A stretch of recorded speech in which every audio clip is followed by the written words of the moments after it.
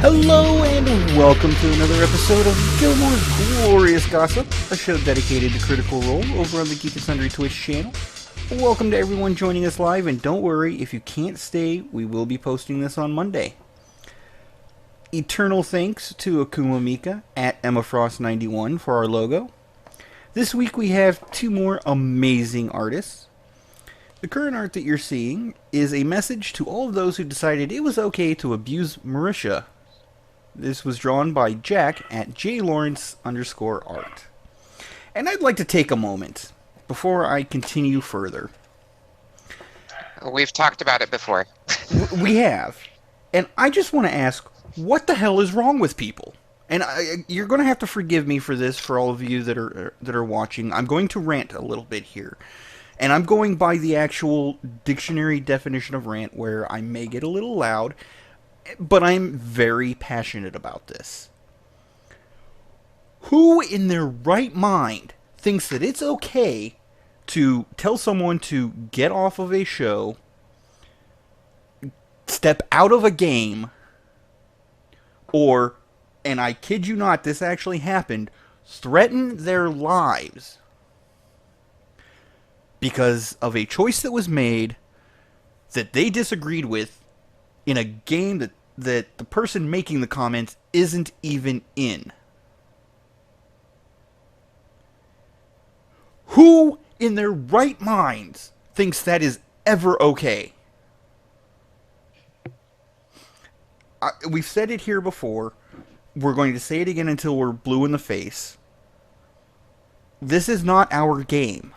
This is something the cast is sharing with us. Yep. They are kind enough to show us this small portion of their lives. Sure, you may disagree with the choices that were made. That's fine. You may think that you have a better idea of what should have happened. That's also fine. What's not fine is throwing hate because somebody didn't make the choice that you would have. If you want to talk about it, be respectful, be polite, be an adult, be a human being. And if it really bothers you, feel free to come into our chat. We record every Saturday, 9 p.m. Central U.S. time. You can even leave a comment down below. Hey, I disagreed with such and such decision. I thought this should have gone better. We'd love to discuss that with you. Absolutely. That's what we're here for. It's okay to discuss that sort of thing, amongst each other, because we're not throwing hate. We're not threatening people. I mean, you guys have heard me voice my opinion on Orion. Yeah. And, as much as I disagreed with the choices that Orion made when he was on the show, I was still at least a decent human being and did not throw hate at him. So please, let's all just get along, realize that this is their game and it's something that they're sharing with us, that they can easily take away and go back to having fun on their own. And then everybody loses out. Absolutely. Not just the people that are throwing the hate and the shade. Everybody loses out, and that's not cool. No, it's not. Okay. That's out of my system now. I will address it as issue. I know for a fact that issues are going to keep coming up simply because there are, well over 20,000 critters out there. And this show only draws the attention of about 200 or 300. So I know there's going to continue to be issues. And we'll address it each and every time until the issues stop. As Robert Floggings will continue until morale improves. Pretty much. But as Robin Warden says, and something that we fully endorse, you can have a difference in opinion without being hateful. Opinions are like assholes. Everybody has one, and they all stink. Absolutely. So, Winter MC Mine does... smells like roses. Liar! No, Just wanted kidding. to throw that out there. Winter MC does give us the warning. Honestly, it really sucks. The more popular the show gets, the more we may get of this. And unfortunately, it's true. But that doesn't mean we should stop raising the awareness that that sort of behavior is unacceptable. So. I mean, unfortunately, it's part of the anonymity, quote unquote, that the internet brings. You know, and I think we discussed this the first time around, because it provides people the opportunity to be nameless and faceless and hidden behind a screen name, rather than being face to face. Yeah, and granted, if these people were face to face, there are still some who would say the exact same things and do the exact same things, but it's made easier by being anonymous on the internet. Oh yeah, and the prevailing psychological theory is that seeing it, even if you even watching Critical Role and seeing that they're individuals, the prevailing theory is that there's a disassociation,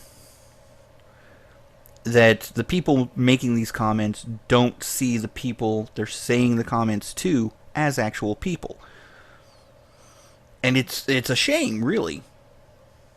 Yeah. Marisha actually spoke about it at the interview that she did here in Australia, the panel.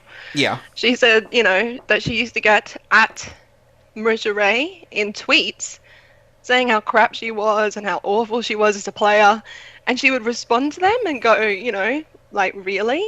And then they would completely change and be like, oh no, I really like you. It's just, that particular, like, trying to backpedal.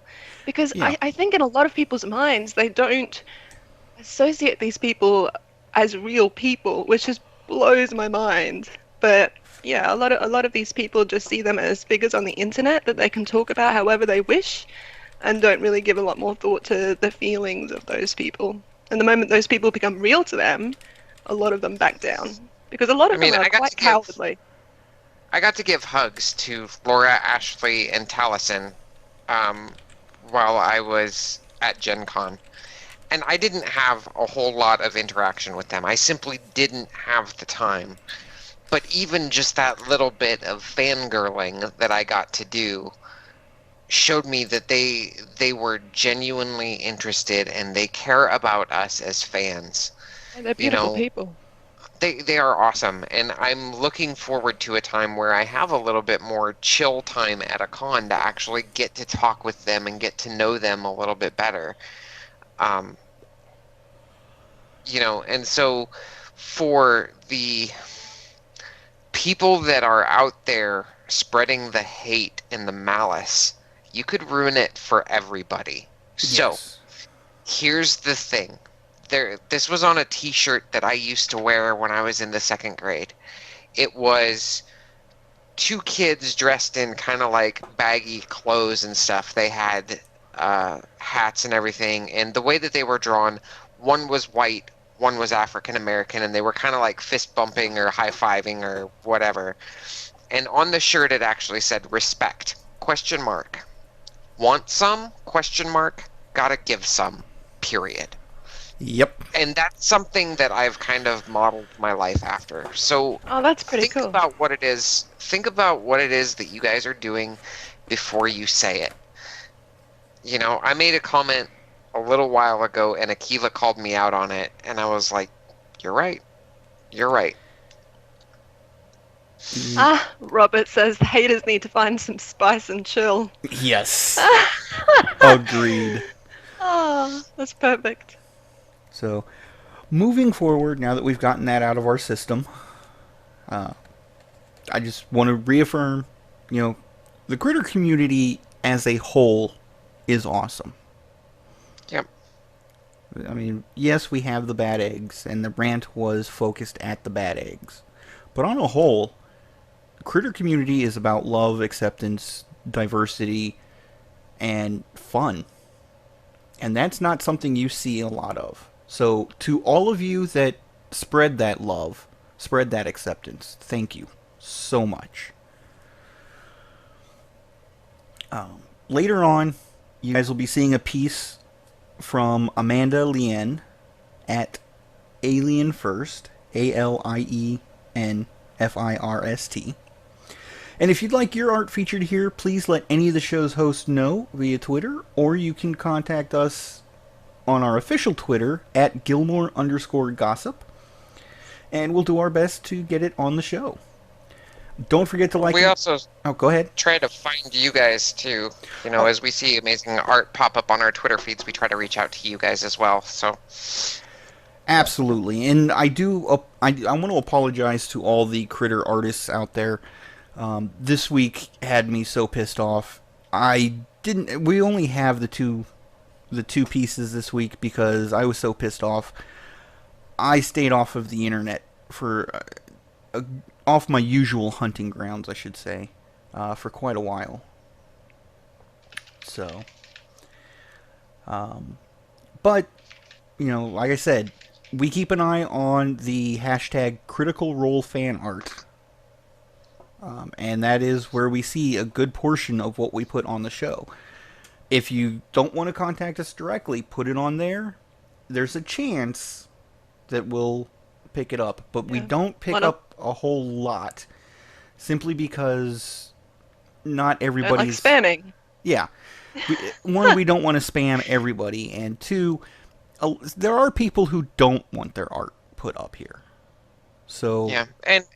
We try to, I know, like, a lot of times we try to pick, or at least for me personally, I try to find stuff that was either relevant to the last episode or that just really spoke to me as a piece, whatever that may be. I'm a huge Vex fan, so several of the pieces that I've picked out have been Vex related.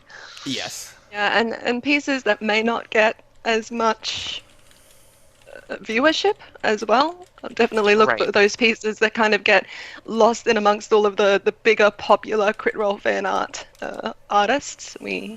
That's what I do anyway. I try to find those pieces that are from people that I don't see very often, and I'm like, bit of exposure for them. So right. So.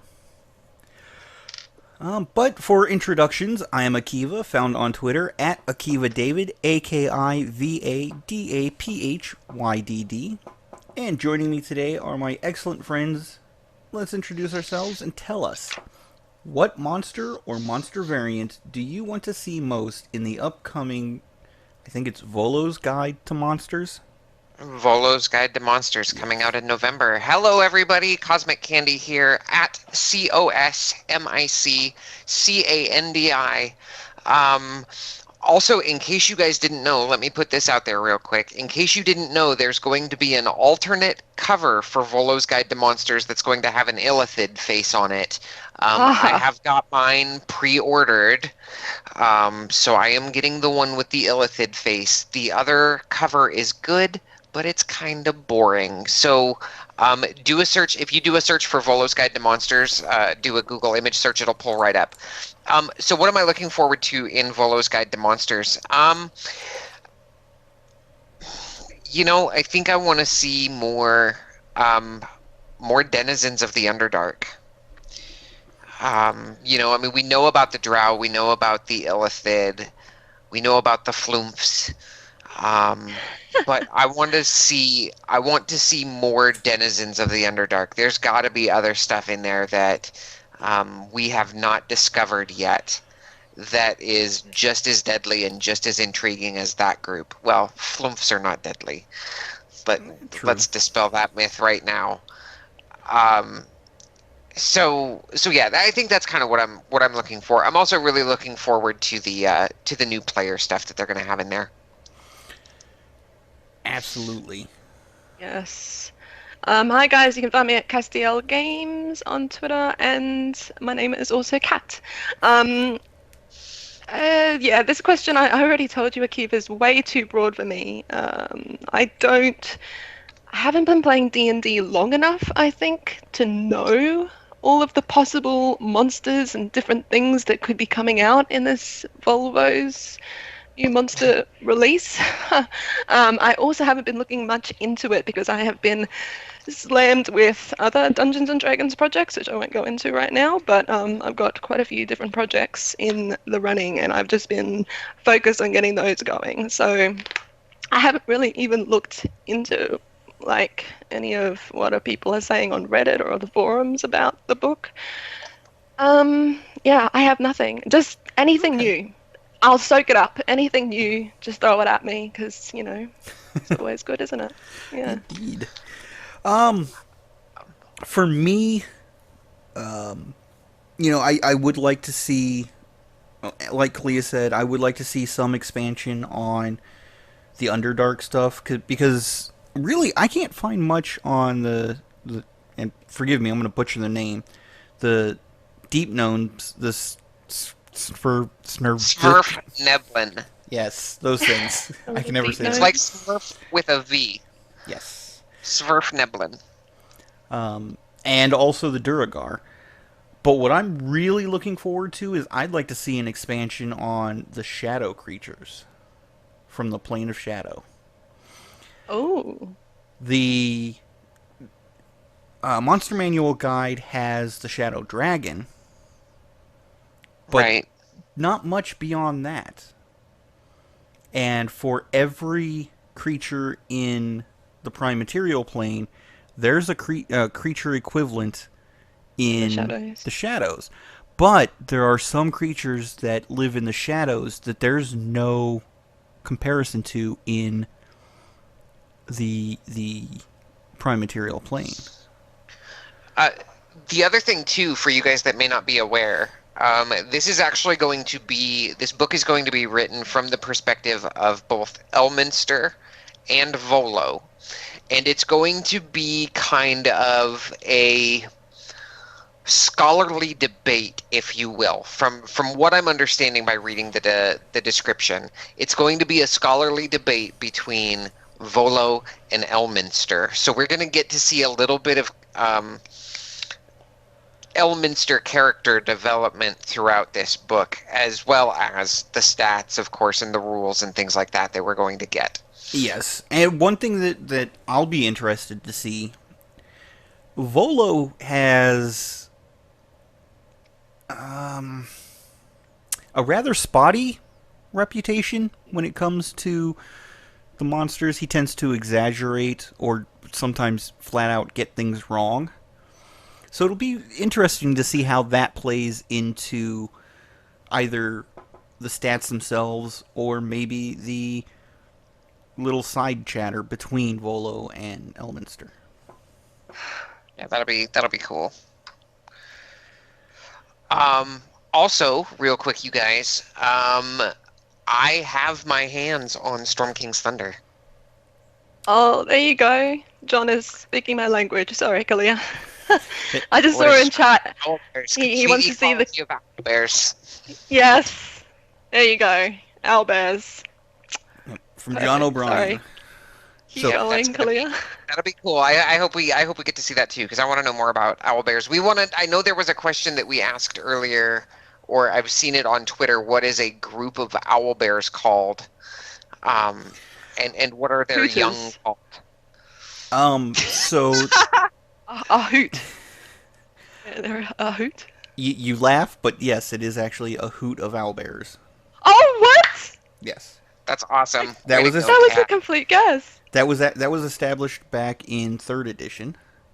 Oh, The newborn are referred to as hatchlings because owlbears do lay eggs. But I don't know what they're called as they start growing up. So that'll be interesting.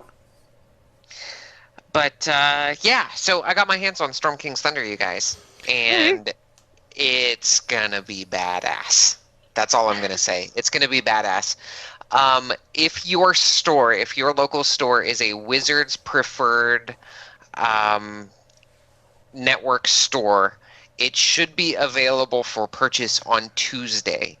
My store was able to release it as part of a pre-release. They can sell it until tomorrow night, and then they have to stop, and then they can start selling it again on Tuesday. Um, Otherwise, look for it in your stores on the week of September 6th. That is the official launch date if your store is not a Wizards Preferred Network store. Yes, my husband has already purchased me a copy. It is on its way, apparently. Good. Yes, John, very I will excited. be running Storm King's Thunder for Adventurers League, but we are still currently in the middle of Curse of Strahd, so I may not be getting to it for a month or two yet. But I have been reading the story, and it is phenomenal. Oh, so excited. Okay, well, that will move us into the Critical Role pre-show announcements. Just a reminder, there's no Critical Role, official Critical Role, quote-unquote, coming on Thursday. It will be Liam's one-shot, which is canon and is set in Exandria. So that'll be Gonna be awesome. rather It's going to be interesting. awesome. I We are love gonna be the stars. possibility of seeing a different side or a different story within this world. It's going to be very cool. There will be two guests. It will be Mary E. McGlenn and Ashley Birch. And you guys may remember Ashley Birch as the player of Piglet. In the Goblin one-shot. The Goblin one-shot, yes. Yep. So that... Ashley Birch just really got into character, so I'm excited to see her coming back for an actual Critical Role world game. I'm also curious to see, is Mary going to be playing Zara, or is she going to be playing somebody else? I think they're all going to be playing someone else, so that way they don't interfere with what's going on in Whitestone and such. But I don't know. That would make sense. Yeah. I'm curious to see what happens.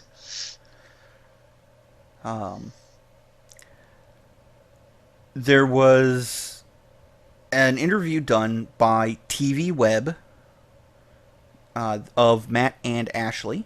You can find that link down in the description below. They interviewed Matt and Ashley talking about Critical Role and also touching on Blind Spot a little bit as well. So, give that a look. In addition to that, also in the description, all of these links will be in the description below. But Ashley Johnson talked to bleedingcool.com, and they talked about Critical Role and Blind Spot and other topics as well, and it's a very good read. For those of you that are living overseas and have trouble counting all the time zones from when Critical Role starts, there's some time zone help. Somebody actually put a webpage, wheniscriticalrole.com, and that will tell you according to the time on your local computer. So if you have it set to the correct time for your time zone, it will calculate when or how many days, hours, and minutes until Critical Role starts. Yes. It's really cool. Yes. And something amazing that the Critter community has done. They got Critical Role nominated for a Streamy Award in the gaming category. That's awesome. Way to go, Critters. Big applause. The link down there shows the entire list of categories, but you can find Critical Role within that. Unfortunately, the fans don't get to vote for the specific winners. That's done by a committee for the streamings. Laura said the Illuminati. Yes. But the fact that they got nominated at all is just outstanding. So, thank you guys for that. Moving into comments from last Gilmore's Glorious Gossip. This one actually kind of caught me by surprise. I had a different one picked, and then today there was a comment that sort of made me stop. So, yeah, I wanted to comment on it. The comment comes from Silverbane over on YouTube. The comment is, I don't really hate any class or race except for psionics or anything sci-fi. They have no effing place in D&D or any other game related to D&D. Get your own game. But I was upset. But I was upset. I almost cried. I have just the same hatred for that effing white dragon, and I want to see them slaughter that effer. Well, aside from the overuse of expletives, um, Very passionate yes. comment One there. one thing that and I went and commented or replied back to the comment because I try to comment or try to reply to every comment on each of our episodes. Um, I have to disagree that psionics do not have a place in D&D. And by when the this individual said D&D, I'm expanding that to high fantasy. Yep. The way I look at it, and after I get done with this, I'd love to hear your guys' comments as well. But the way I look at it is, there's not, or if you look at magic in D&D, it comes from the weave. Well, there is an opposite kind of magic that comes from the shadow weave. Then looking at it, you've got what the monks do with their key abilities. And that comes from the body. The monk's body is generating these magical effects. Key strikes count as magical weapon strikes. Right. So if that's coming from the body, you've got to have something that balances it. Psionics, which comes from the mind.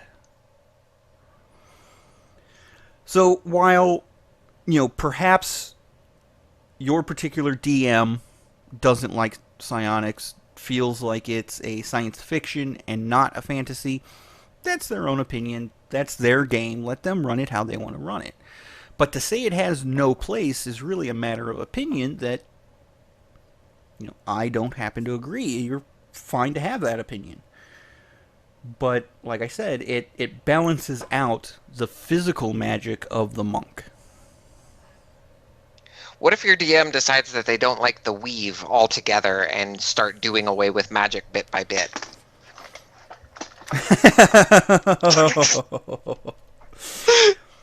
That is purely within the realm of the DM's rights, and now Very you've got diplomatic answer coming from Akiva. Now you've got me worried for Desert Winds. Okay, sorry, had to.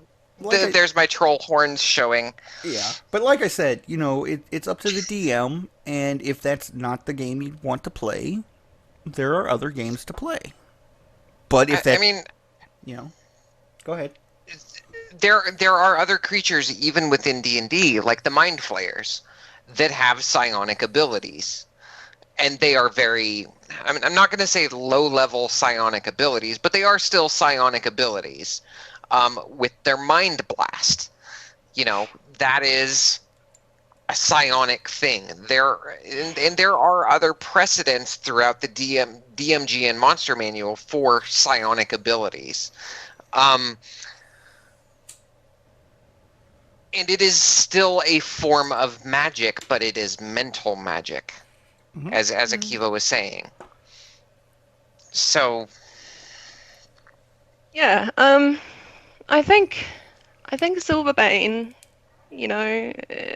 represents what I would like to say as a player with a very specific concept of the type of game that he likes to play, and that's fine. That's fine for Silverbane, so long as whenever he goes into a game, he makes that clear to the DM and to the other players that this is the type of game that he wants to play, and everyone is, or he or she, sorry, he or she, and that's accepted at the table, then that's fine. Everyone can definitely have their own opinions. Everyone has their own expectations of what they can get out of a game or what they want out of a game. I myself don't like to put any restrictions on a game. I like to be open to everything. I actually have a psionic rogue hybrid in my campaign, multi-class player. So he plays a psionic rogue. I have found psionics to be a little OP. They are a little bit broken. Especially when you multi-class it with rogue. I mean, it's just, oh my god. But, you know, I didn't want to hold him back from being able to play this because he really loves psionics. And so obviously he's having lots of fun. And that's the main thing for me as a DM, is that my players are playing what they want to play and are actually having fun. So psionics aside, probably focusing more on sci-fi, I find the concept of science fiction a very broad concept. You can have, you know, what does sci-fi mean to you? Does it mean aliens? Does it mean space? Or does it mean, you know, like technology and advances in technology? So that's a very broad category, and I think depending on how you use sci-fi applications or parts of sci-fi, you can definitely incorporate sci-fi feeling things into a Dungeons and Dragons campaign, and it's not out of place. So Absolutely. it's really just how your DM wants to play a game, how you guys at the table want to play a game. Yep. But I definitely don't like ever having a player come to my table and go, I don't want this, I don't want this, I don't want this. Because instantly as a DM, my creative soul is, I feel like I'm getting stomped bit by bit, but it's important to, yeah. Oh yeah, and you mentioned, you know, having those elements of sci-fi, the technology or whatever, within a fantasy setting. There's a book, and I can't remember the name of it, but there's a book where the premise is the ability to travel, you know, across the galaxy is something that was so simple, we as the human race simply overlooked it. So we get invaded by an alien culture that is still using swords and arrows and muskets. That's awesome. So, you know, why not? It's just another avenue of the imagination. The other thing too is, you know, I mean, if you look at the DMG, they've got stats for pulse rifles and blaster pistols and stuff like that inside the DMG. This is another way to take a game that you are familiar with, the rules that you already know how to use and play, and give it a completely different twist, you know? So you're getting more of your money's worth out of the product now. If you want to play space opera in the Dungeons & Dragons universe, you can play space opera in the Dungeons & Dragons universe. Oh, yeah. Or it could be a completely homebrewed thing. So think about it as far as extensibility goes. You know, it is something that helps you extend the life of your product. Mm-hmm. But, you know, that being said, I just want to say that no one on either side of this conversation is wrong. Nope. No, he's completely 100%, you know, that's the game he wants to play, and he has every right to say, this is not what I want in my game. That's Absolutely. fine. He was expressing an opinion, we were expressing an opinion. That's all. And Silverbane, I agree with you. I want to see them slaughter that F-well. Yes, I did put that in my comment as well. I think Voragol needs to die in the most painful way possible. We are with you. So. Yep. But that will bring us into the episode properly. Episode 65. And it starts with a squee fest of epic proportions. Oh my gosh. The ship is sailing, I swear guys. I woke up my neighbors. I woke up my neighbors. Yes. The Vaxleth ship is canon.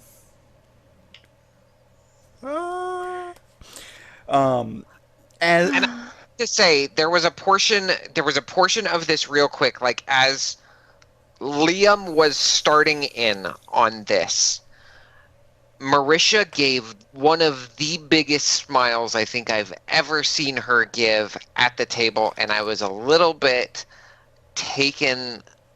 My breath was taken away. I was a little bit stunned because Sorry, who's smile? Marisha smiled Oh, yeah. as big as I have ever seen her smile on the show, and it was a thing of pure beauty. And I was stunned for a moment, and then they started rolling a little bit deeper into the scene. I've only seen that smile once before.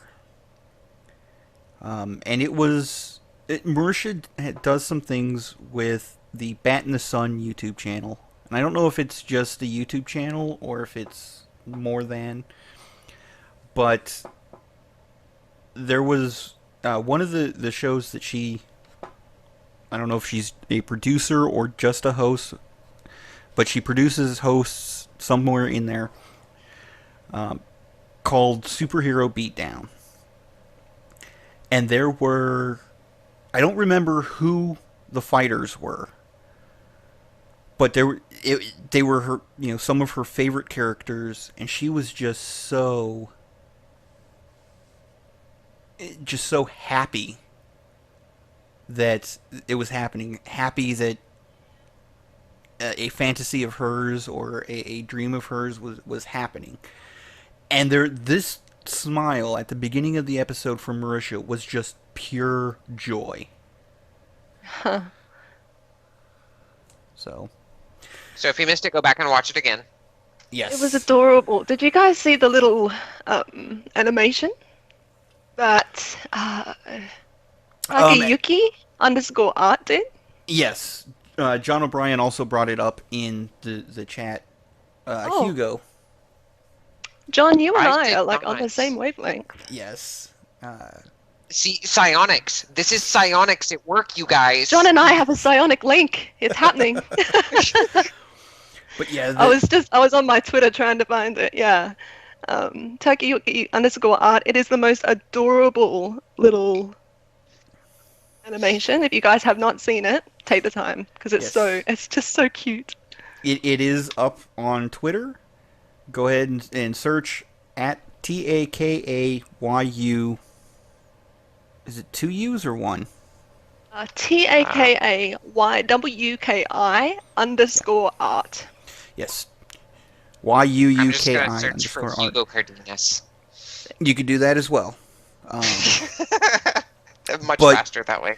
You'll by this time you'll probably have to scroll a little bit to get to it. No, it's pinned. It's Oh, the it's pinned. pinned? It's a pinned tweet. Yep. Excellent. So, if you guys are watching this on Monday, pause it. Actually, YouTube has pause functionality even for our live streams. Pause now, go watch it, come back, catch up. But your chat will be delayed. The chat will be delayed, It's a minute long. but it's definitely worth it in my opinion. As Kat put into our notes, it's a very touching scene between Vax and Keyleth, leading to the final admission, I love you. High And five. that awesome high five. That was just, I was so glad Liam committed to that. Yes. I'm like, because the moment Keyleth did it, I'm like, oh my god, he's going to leave her hanging. And then he just got it, he's like, yeah, high five. And I'm like, oh, that is so Vax Keyleth. Yes. They would totally high five. And then the next morning. Yeah. That was really cute. I just got done watching it. That was really cute.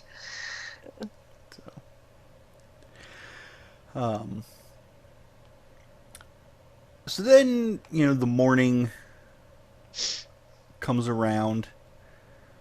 And for breakfast, they expand their menu a little bit and have chicken ravioli. And they discuss what they're going to actually do in order to try to lure out Voragol. And they decide that they're going to get the Slayer's take to bring some beast that would be tempting for Voragol in order to lure him out and then ambush Voragol. And they decide that the message is going to be sent through Kashaw, so that way they can continue working on getting the next vestige.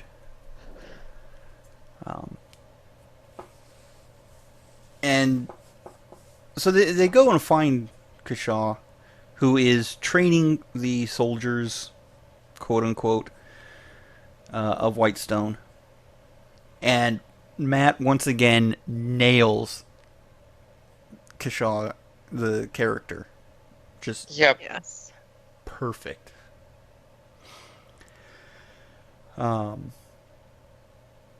And still riding high, Vax decides to pick a fight with Grog in the training yard.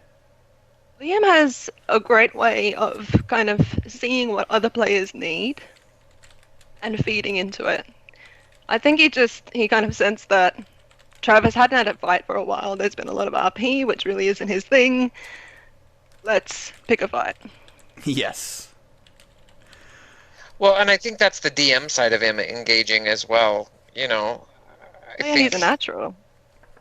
Yeah, I think that's him, taking a look at Travis and as a DM going, what would I do in this instance to keep this player engaged? And I think you're right, Kat. It's that fight. That's what Travis is after. Yeah, absolutely. But the after hitting him with one of the training swords, he eventually picks up and throws a gauntlet and rolls a 1 to throw it. Yep. First of a couple. Yes. Actually, his ones came his first ones came during trying to sneak out of Keyleth's room the next morning. No, that happened that's later in the episode. That happens later in the episode. Yeah. This was his the first one. Yeah, this was the first one. But I love how these guys they just seem to roll perfectly for the narrative.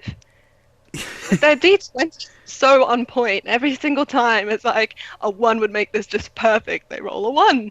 A 20 would be epic. They roll 20s. It's like these dice know they're on camera and they're like, "Don't worry, guys, we got this. We got Dice this." are the best character. Yep. Right. Of course, my Dice and Desert Winds lately have been hating me, but that's beside the point. And then Scanlan gets up and sort of eggs on the situation with his announcements that Trainer Kashaw has given us the reins. Your training is to attack Grog. Yep, attack that man right there. and you could hear I love the way Matt described this. You could hear their knees knocking together, the metal tink, tink, tink, tink, tink, tink, tink, as their knees started shaking. Having been in the SCA and having been around people who aren't used to getting armored up and then going onto the field for what we call a sword and board war, that is a very true to life little detail there. You can hear people. Oh yeah, they're nervous. Their knees are literally shaking, and you can hear it. So, but oh my god, the just the sheer charisma of Scanlan. He was rolling like 30 somethings on every deception check. Deception, There's a reason persuasion. Persuasion, anything. There's a reason why he's the talker. He's just so buffed in that area. It's crazy. Yeah, I mean he's got to have. Well, I know after his tome that he's well beyond this now, but he had to have a 20 in charisma beforehand, and now, so that's a +5 modifier on top of proficiency at level 14. I'm not sure what it is. I think it maxes out at 5 or 6. Trying to look it up right now. I think it maxes at 6, if I'm remembering correctly. So yeah, if he's rolling 19s, that's another +12, if not more than that. At level 14, he has a proficiency of +5. Okay, so I wasn't far off. Yeah, at level 17, it becomes +6. Okay, and max is at 6, right? Correct. But yeah,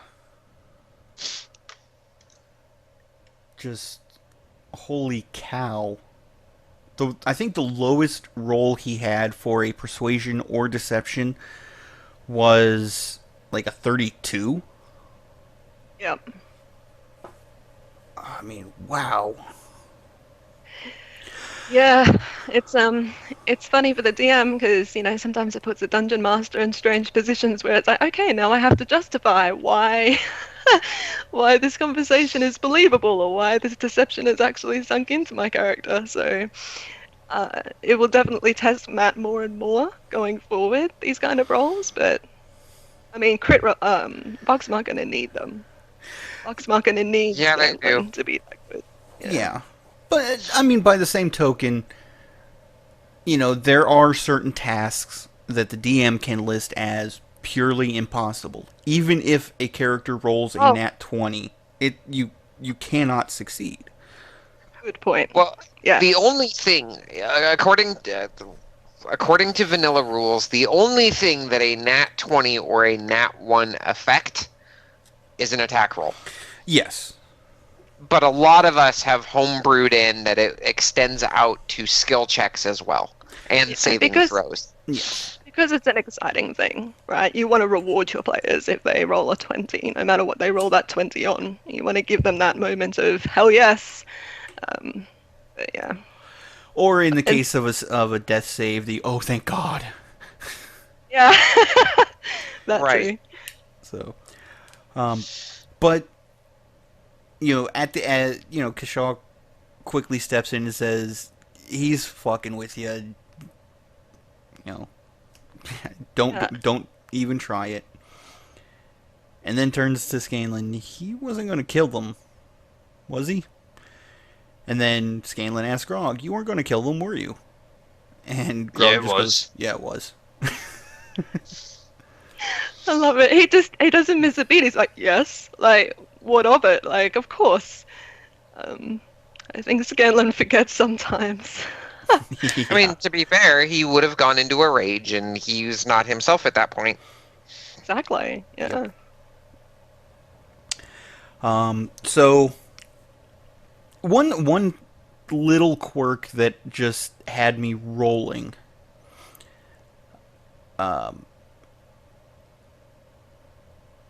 When the group first approached Kashaw about delivering this message, Kashaw was like, let me get this straight.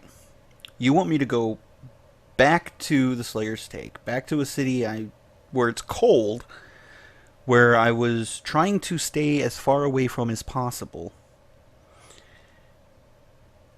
and leave having to train these guys. Sign me up. The dry sarcastic humor comes through so beautifully. Oh, yes. Matt he's so good at Kashaw. Oh yeah. And, both Matt and Will as Kashaw, they are an accent away from being British. Because the British are known for that type of humor. And to me, it's hilarious.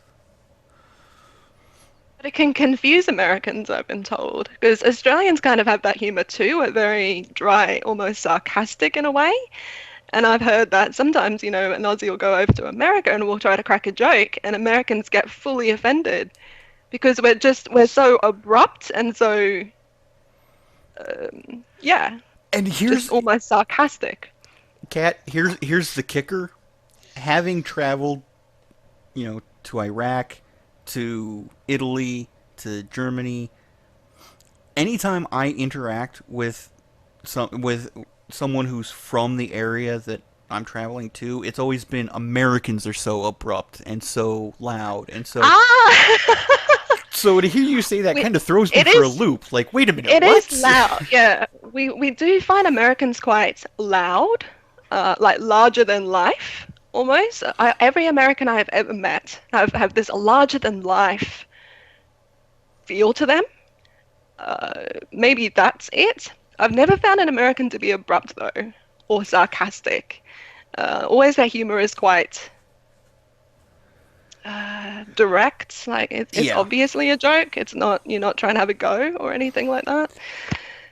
I don't know. It's different. It's amazing how different countries are just like different types of people. If you haven't traveled, listeners, travel. It's Yes. the best thing you could ever do. And if you're in the U.S., yes, it can be kind of expensive, but that's because the U.S. hikes up prices a little unnecessarily sometimes.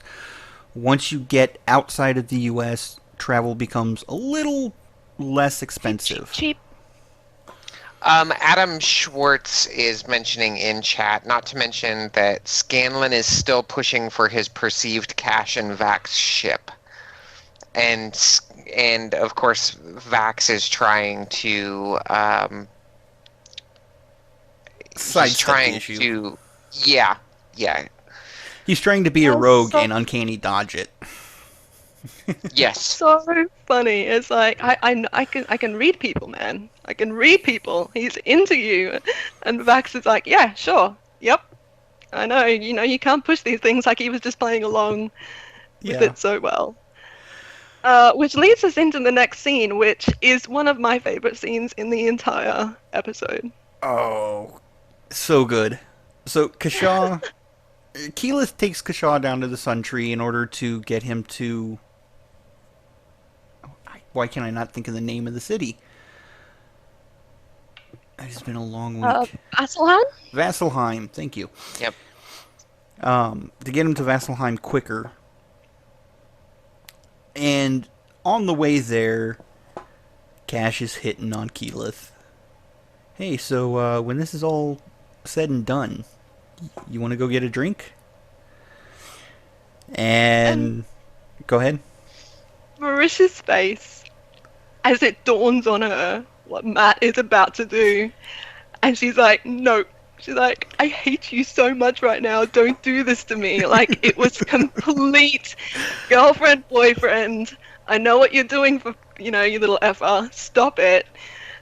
It was just hilarious. Me and my husband have had exact same moments in D&D, and it's just the only kind of interaction I think that you can get from a couple.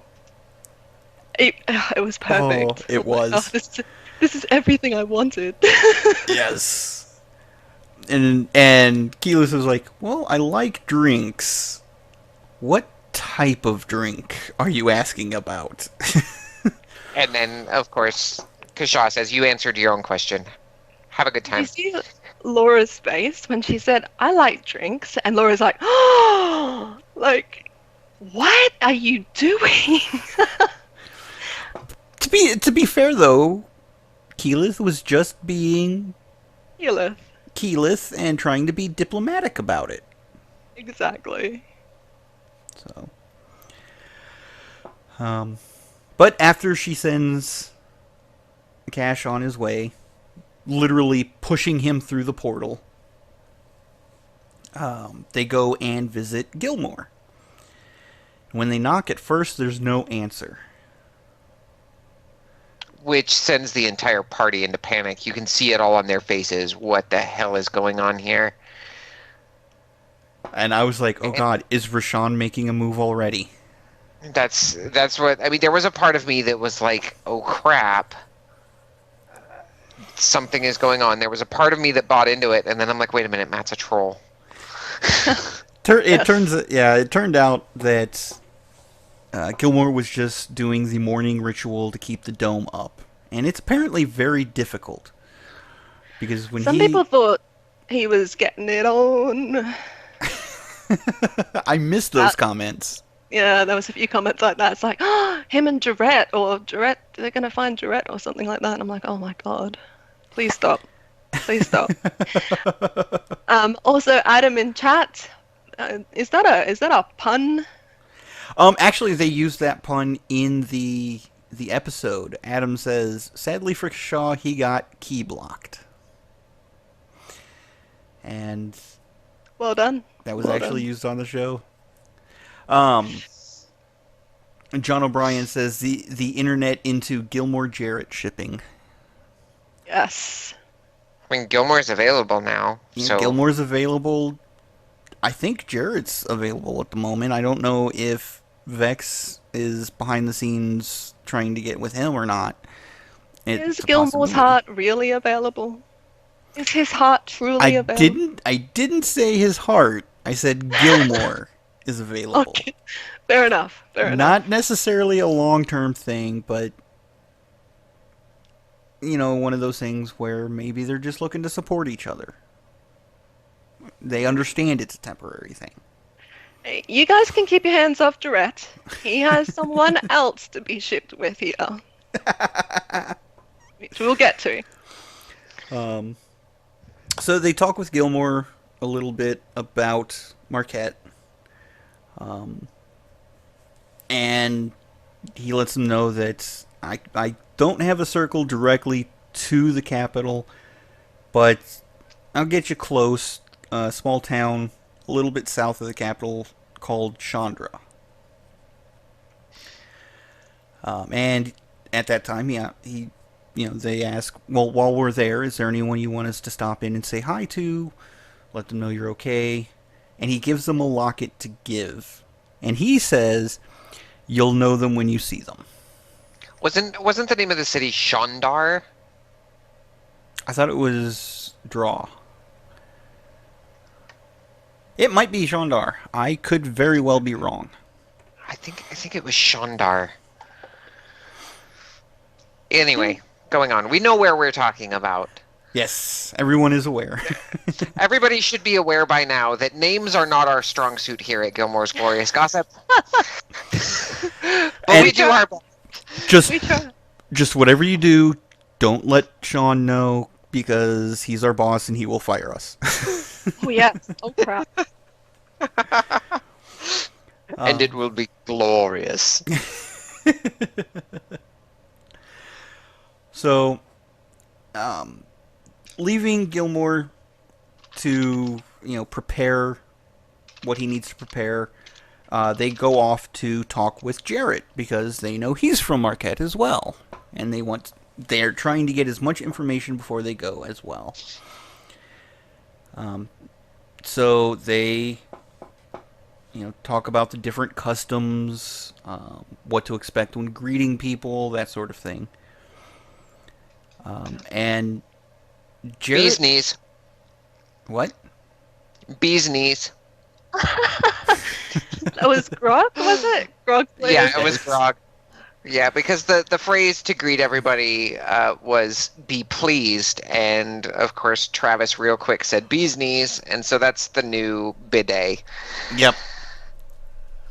So they ask if there's anything that they can, or they ask if Jarrett wants to go with them, and of course he's like, "No, not on your life. Not if you want to see me still alive at the end of the trip."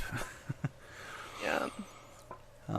So I would love to hear that particular story.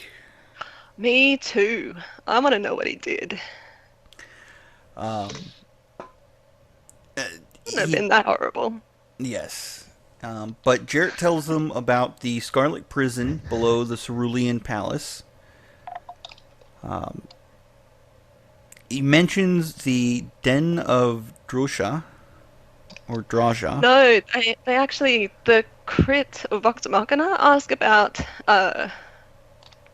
Vex was having difficulty pronouncing it, and I haven't actually got any notes on it, but they were asking about some den of, and she said, Drusha, Draja. Oh! that was when they were talking when Jarrett mentioned the name of the Emperor. Is what that was. Oh, okay. Yeah, because he said that they were a rather serious gang that ran violent activities 70 to 80 years ago. And I'm not sure how that's all connected. I'm a bit neither am I. scatterbrained. That bit was rather confusing for me. They've obviously picked up this den. Maybe it was part of the vestige description. I'll have to have a look, more of a look into it. But yeah, Yeah, I but think it's connected with. I'm pretty sure it's connected with the vestige. well, by the same token, um, well, no, I don't think it was connected with the vestige. So the way I remember it, um, Jared had mentioned Jamon Sword, and while trying to figure out how it was spelled and all that, that was when Laura popped up with Den of Drosha. Right. And I think it was a yes and moment for Matt, rather than something that has actual story behind it, but I can't be certain. No, he did say that the den of Darusha, whatever, was a gang. Oh yeah, but it was after Oh, Laura, after he oh had yes. mentioned Jamon Sword, and Laura was trying to figure out the proper pronunciation and spelling. Okay. But he continues on telling them about the hand, the official name for the city guard and all that. Which you brought up something in the notes, Kat? Oh yes, in relation to Jamon Sa'ord, so he was saying that there was a rumor that Jamon Sa'ord, because it's just been this one person for an extremely long period of time, and there were rumors that it could be multiple people, like, because one day it's a girl, and next day it's a guy, and it's very similar to a Pathfinder one-shot that I ran a little while back. It was set in Nuria Natal, Cat and Mouse, I think is the one-shot. It's a pretty popular one-shot, apparently, if you play Pathfinder. I don't really. I actually took the one-shot and twisted it with D&D rules and just use it for a D&D one-shot, the actual story of it. But the ruler, it was set in a desert Egyptian-type city, and the ruler, the same sort of thing. No one really knew if, had seen this ruler or anything like that. So it's seems to be a common kind of story element of Middle Eastern and all these kinds of settings, is that there's this ruler that no one really has seen for long periods of time. And yeah, so I thought that was interesting. So, Winter MC in the chat actually does confirm that Kalia was correct. Yes! Sorry, this is later, but I just rewatched that moment when what Matt said was Shandal, and with the accent that he puts on for Gilmore. Jarrett. Oh, for Yeah, this is back. Yeah, back with Gilmore. It does come fall between Shandar and Chandra for the way I heard it. But no, Winter MC, thank you much for that. It's Shandal. There you go. But yeah, no, the that's pretty interesting, Kat. There was, I can't remember who it was that said it, and I can't remember the name of the race, but there was a race in 3rd edition that was brought to my attention. And again, I apologize, I can't remember exactly who it was that brought it to my attention. That it matched the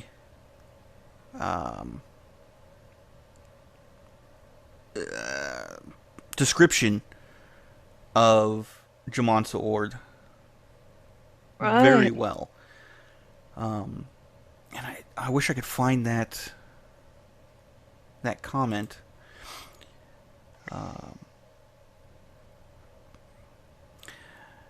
But we'll get to that in a little bit. So I will keep looking for that. So there was a cute little Jarrett Vex moment there, and I I kind of wanted Matt to engage a bit more on it. I really want there to be someone for Vex or something for Vex.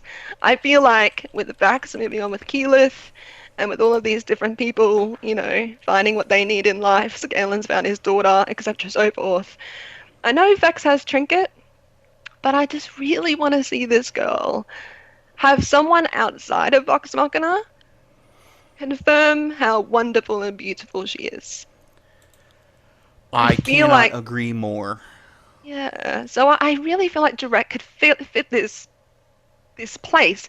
And I know everyone's shipping Percy Vex. I get that. That's cool. But I kind of feel like she needs someone outside of this circle. Just because. And so there was this moment where he said, if I come back with you, I'm going to be this nervous, paranoid mess. I can't do that. And she said, I can't even imagine you like that. And he's like, good, we'll keep it that way. But it was just like, I can't even imagine you like that. It was just such a crush girl moment that popped into the conversation. And I'm like, come on, Matt. Oh, hook onto it. And he didn't. He just rolled past it. I'm like, So anyway. Well, Jarrett strikes me as the type that he isn't going to do anything in front of the group. He's a little more reserved. You think? You think that's what it is? I think so. But We will find I out. hope so. This is their proclamation on the top of the mountain. You know what? I think John O'Brien mentions, I don't want to derail their conversation. Sometimes I think we still need a shipping-oriented podcast, or at least a special edition of Gilmore's Glorious Gossip.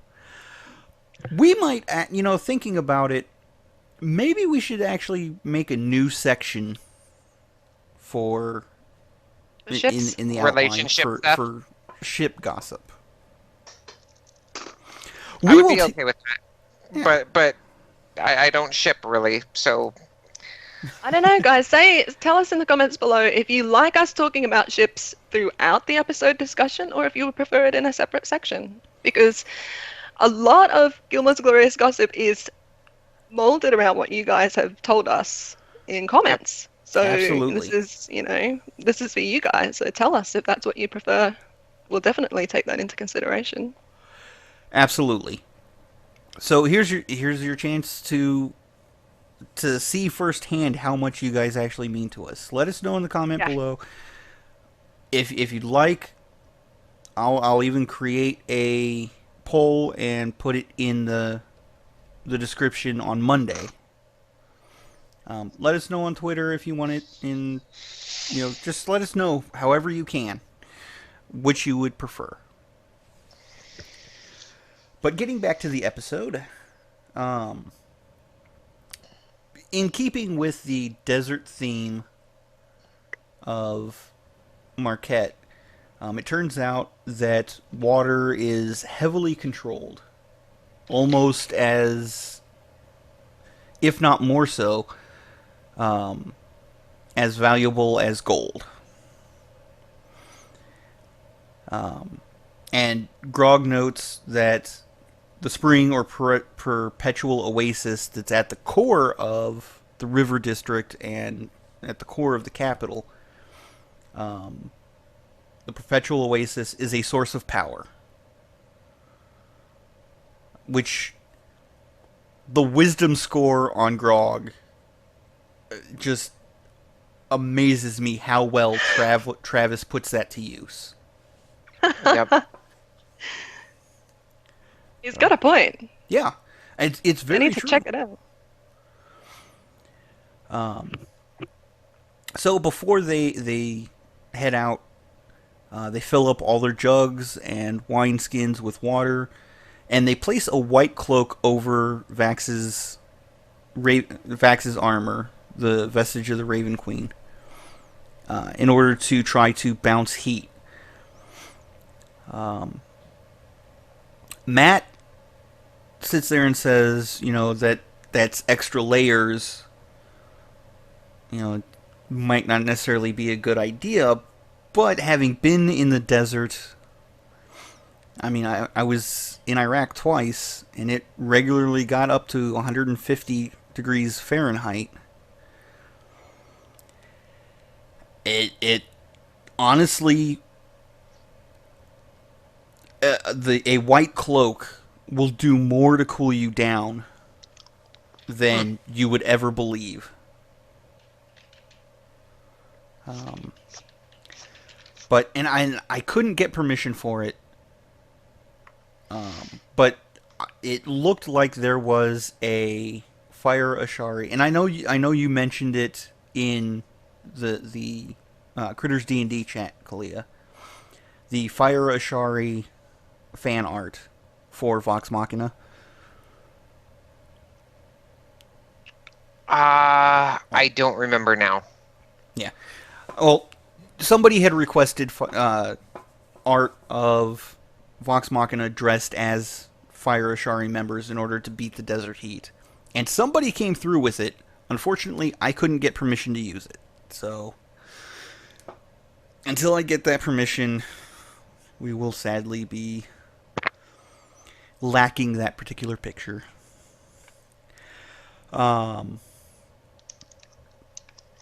Before they leave, Scanlan scries on Kaylee, and Kaylee is living up to the short halt name. Yeah, yeah, she is. Not in the pervert way either. I want to put that out there. No. She's hustling folks at a card game of some sort. Whether it's Three Dragon Ante or something along those lines. She's hustling folks. Yes. And Dranzel's got her back, fortunately. Yes. Which, of course, makes Scanlan proud. So, they go back to Gilmore. He does the portal for them. And they all pop up in a closet. Welcome to Narnia, everybody. Can I just... I think I'm just being overly sensitive. In fact, I know I'm being overly sensitive. But that particular vision didn't sit well with me. Oh, how come? Because of who Gilmore is, and the fact that they showed up in a closet. Now, don't get me wrong. I guarantee it was completely unintentional by Matt. And again, this is my personal opinion, and I am not throwing hate in any way, shape, or form. Having been to the Middle East and knowing how Gilmore would be treated in that type of setting, I didn't feel good about it.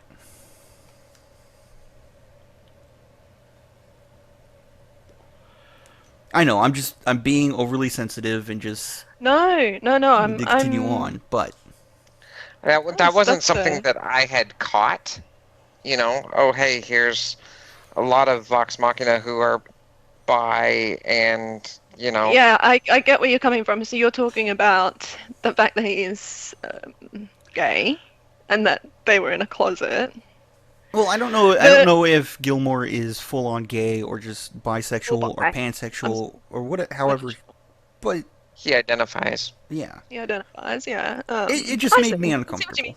Yeah, I don't think. Yeah, as you said, I don't think Matt meant it that way. Yeah, no. I think as kids and as younger people, I don't know. As a kid, I used to hide in my closet a lot. My closet was like a little could be a fairy cave one day, and it could be something else the next, and I would play games in there and all sorts of things. And I kind of got that sense from it, is that maybe it was connected to his closet because that was a place as a younger person. That Yeah, he felt I don't. safe. He felt safe in some way. And that's what made me uncomfortable. Yeah, I get it now. You know, Yeah, and like I said, interesting. I think it's just me being a little oversensitive about it. He's Vax sexual, Robert. Yes, yes. Oh. Very much so. Yeah, that's an interesting point. Just something to think about. But So, you know what? We need. I have something I need to talk to you guys off stream about, Kat and Kalia. There are so many puns. I want to start keeping a tally, and I want to do some sort of contest. oh, You don't want to start this with me, I was Akiva. just thinking. No, You This don't is want to go like. down this road. we Kalia, Kat, and I will be unable to participate in the contest itself because we are the judges. We will But be unable to participate. And I am so horrible at puns, so that's a good thing. so we will sit down and we will come up with some sort of reward for who can come up with either the most or the best puns, and we'll have a contest one I'm week. going to throw only. it out here right now. If you purchase your Hero Forge Mini and you ship it to me, I will paint it for the winner. Okay, Ah! I was gonna go with, make sure that they can be a guest here on the show, but No, we can do. I will paint your Mini for you for the winner. Okay, Leah does amazing mini painting, peoples. she Get on absolutely this. does, and let me break down something for you for the level of detail that Kalia does, and the skill that she has in painting minis. If you were to take a mini somewhere else in order to have it painted, you're normally going to be charged $120, $130. I've seen 175 on the internet for the level of detail that I put in. Yes. My husband charged someone $80 to do a mini painting. It took him 30 minutes. Yes. So that's the level of cost involved in people painting minis. Yep. So for Kalia to offer this is just amazing. We will get the details out next week.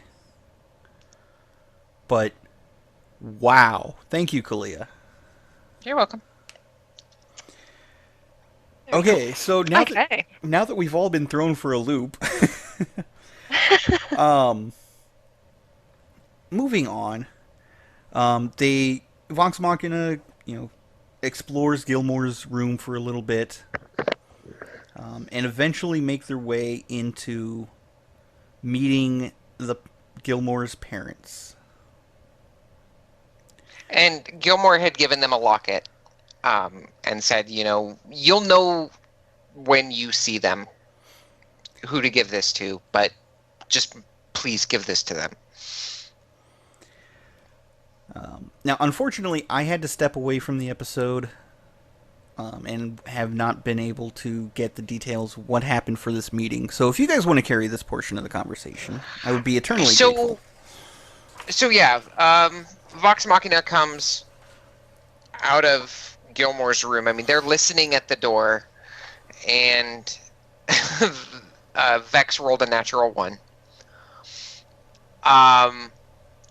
And they finally just pop the door open, and there, in the room next to them, are Gilmore's assumedly mother and father. I would imagine that they were about the right age for his mother and father. And they're in the middle of breakfast, and they turn and look at the door with eyes wide, looking at Vox Machina like, who are you guys? And they start explaining who they are and that they know Gilmore, and Vex does eventually give them the locket.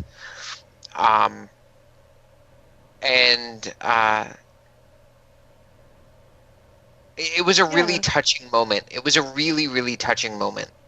They were beautiful, the most sweetest old couple.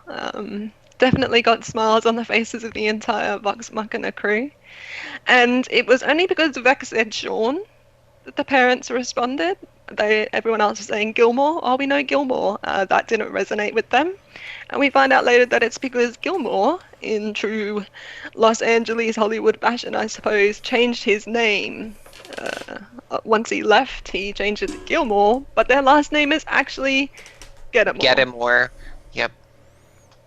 Yeah, so I kind of felt a bit sorry for these parents. Obviously, the place was too slow for Sean Gettimore. It wasn't living up to what he wanted out of life, and so he left. And he left to the point of even changing his last name and kind of leaving behind his parents and everything of his past. And they just seemed like such a beautiful couple. I kind of wanted to hug them and go back and say, Sean, get your butt back to your parents. Right. And visit them because they are adorable and you are mean. Yeah. Well, I mean, Like- it was.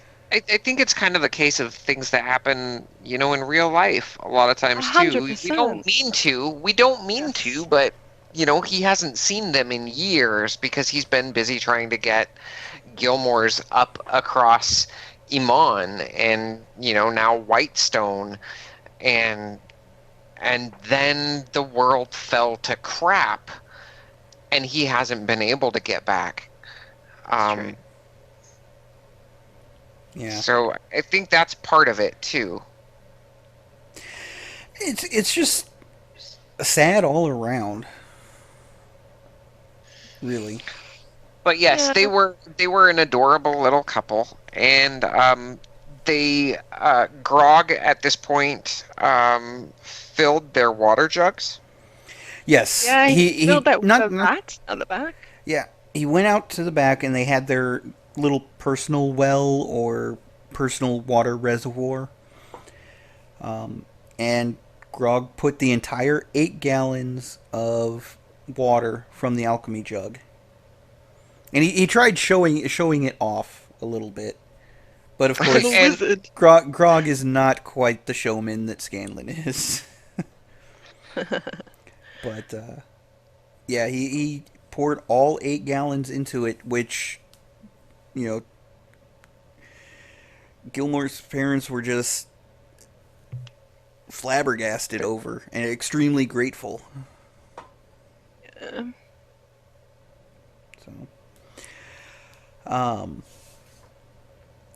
So shortly after taking their leave, they're wondering how to best get to the capital, and they decide to go ahead and mist walk. Or wind walk is the name Wind of the spell. walk, Yeah. Which brought up some rule questions for us. So, in the desert, moisture tends not to linger in one place very long. Especially if it's a mist, it tends to burn away, like, almost instantly. And Matt, of course, being the troll, you don't know until you try. Yep. And then they realize that if it does actually happen, that they turn into mist and evaporate like puffs of air, it would be the saddest, or as I think, the best TPK ever. Oh, and Vox I think Machina that's was never freaking- heard from again. Yeah, I think that would be freaking epic. I don't know. If you have to go out, man.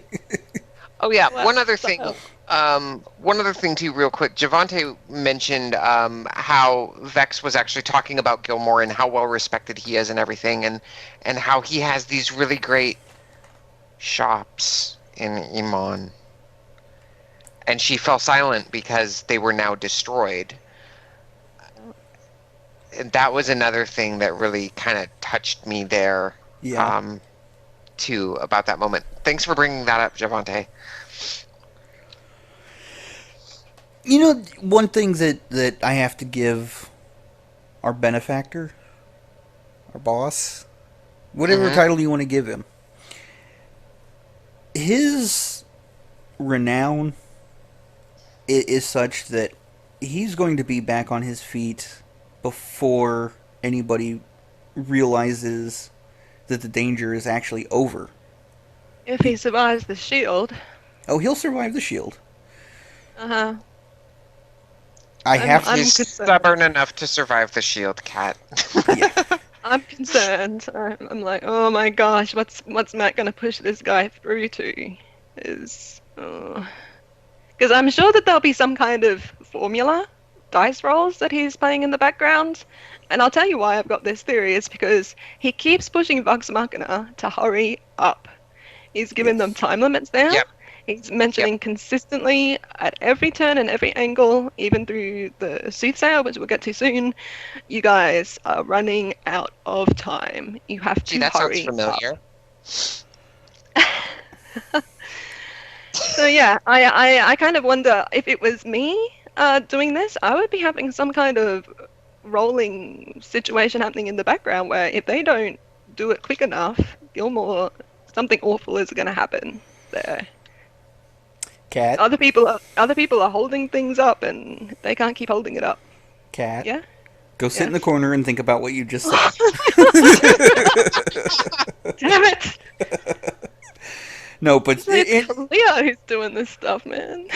in all seriousness, though, I have to agree. I might be green. I might be a green dragon.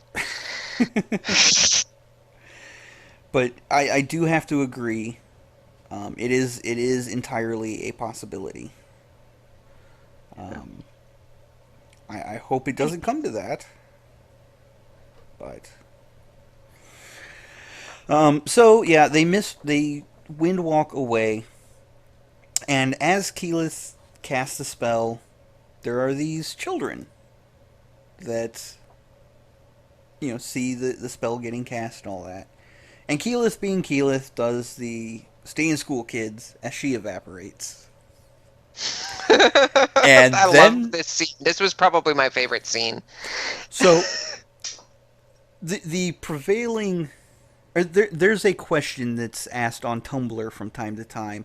Have you ever wondered how an author would write about you? How they would describe you? And the usual and now meme fashion answer is, and then there's this asshole. Well, and then there's Vex.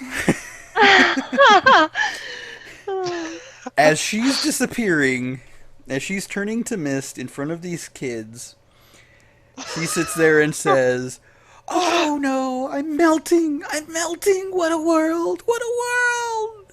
And terrifies these poor little kids. And it's totally something I would do. It's something I would do too, probably.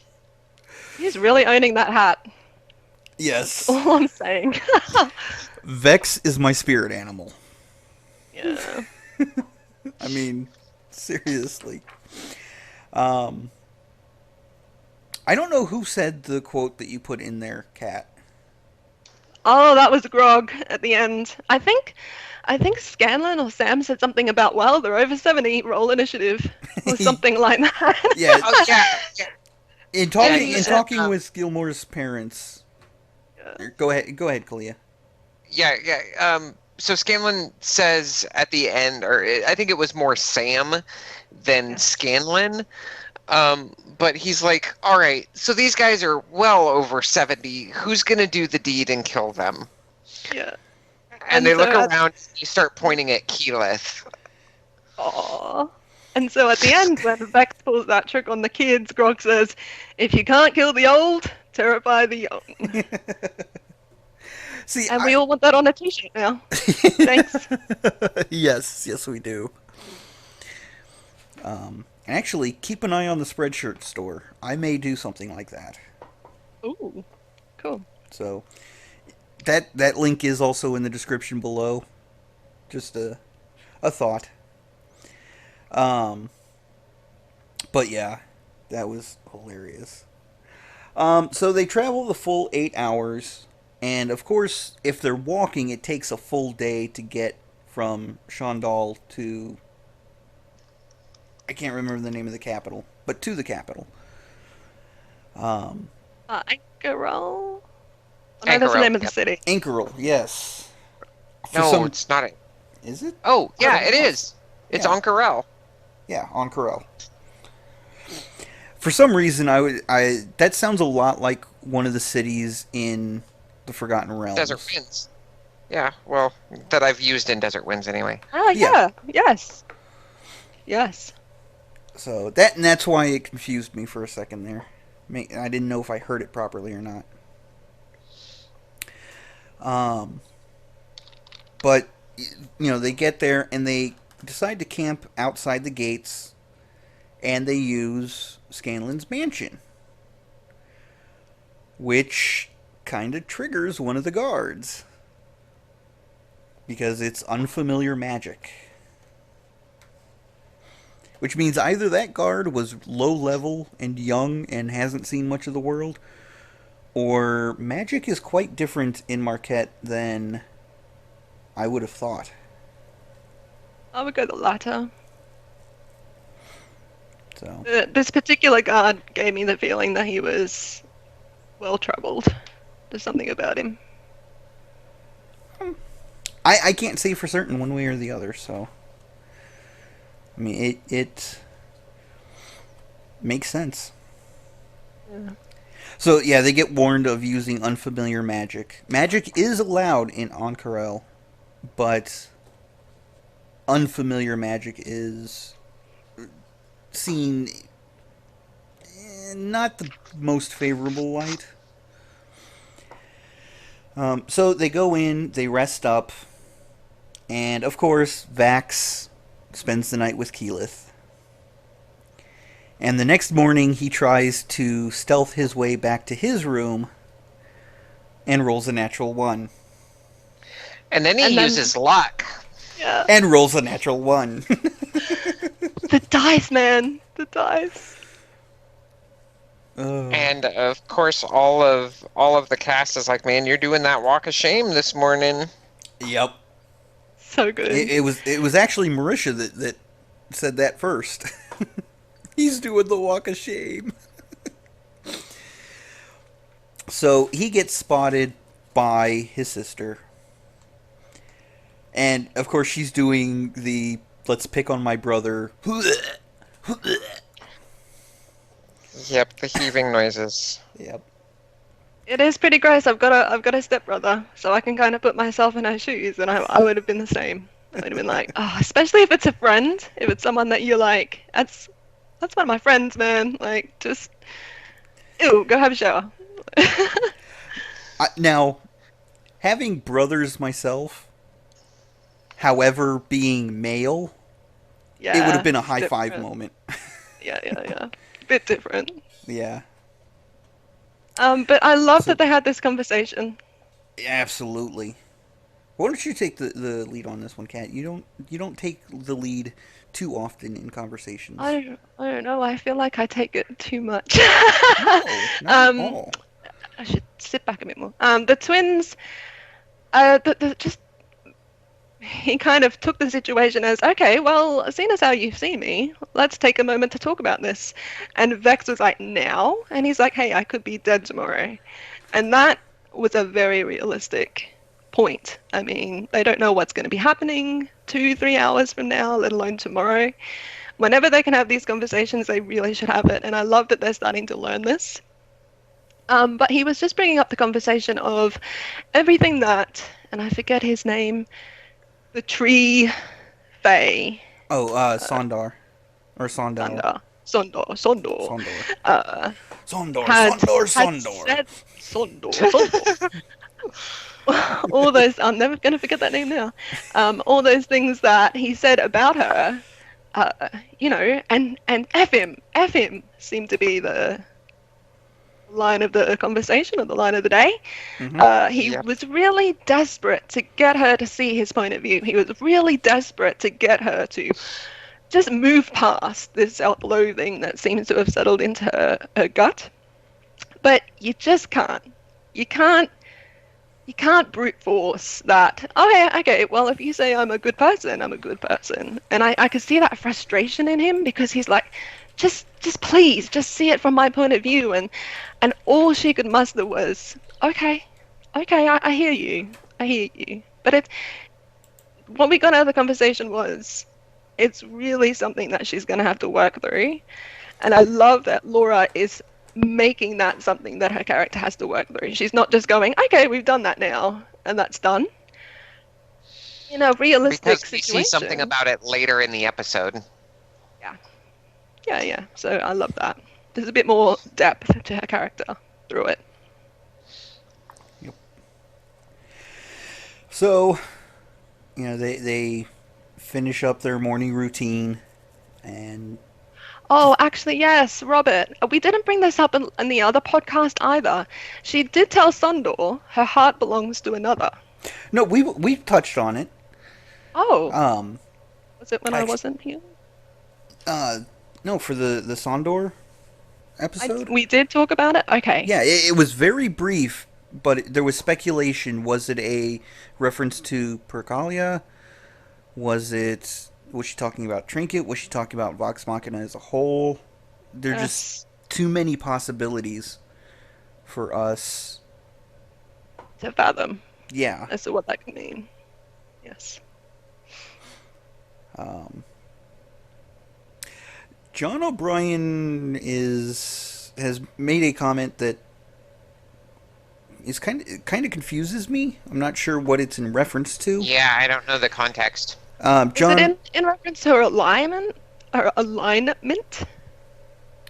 John says, I said it on Twitter, but Laura is all tell Matt that.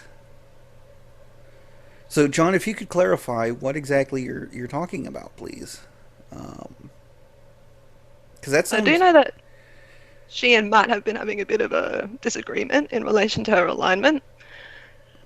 Because he's placed her alignment at a certain place that she doesn't feel her character is. Okay. John says Vax said she was a good person.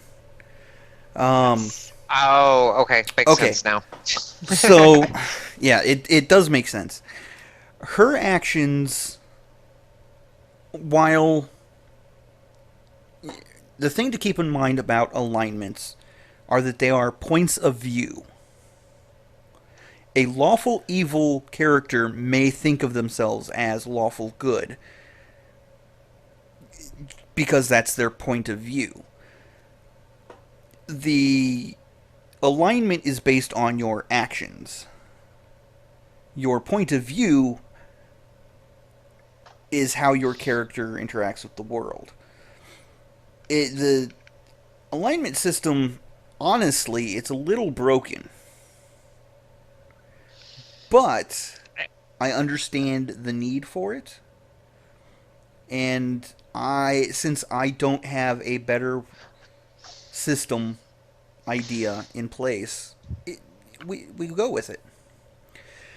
But as a chaotic neutral or even true neutral character, you can still be seen as good. And from Vax's point of view, Vex is a good person. She's out there killing the bad guys and not siding with them. Yes. Yes. I see why Matt has made her chaotic neutral, though. Oh, yeah, she's greedy She as fuck. does. Yeah, her decisions, Pardon my and language, as she I'm said sorry. in the conversation with Vax, she said, look, I see my actions in a certain way. If other people view my actions in a different light, perhaps that means that I need to change. That's what she said in the conversation. And that one sentence, that kind of stuck with me, because I'm like, oh, how are you going to change? Please don't. Well, here's the flip side of it. I really like it that way. Here's the flip side of it. Hold on, I gotta cough. 1 second.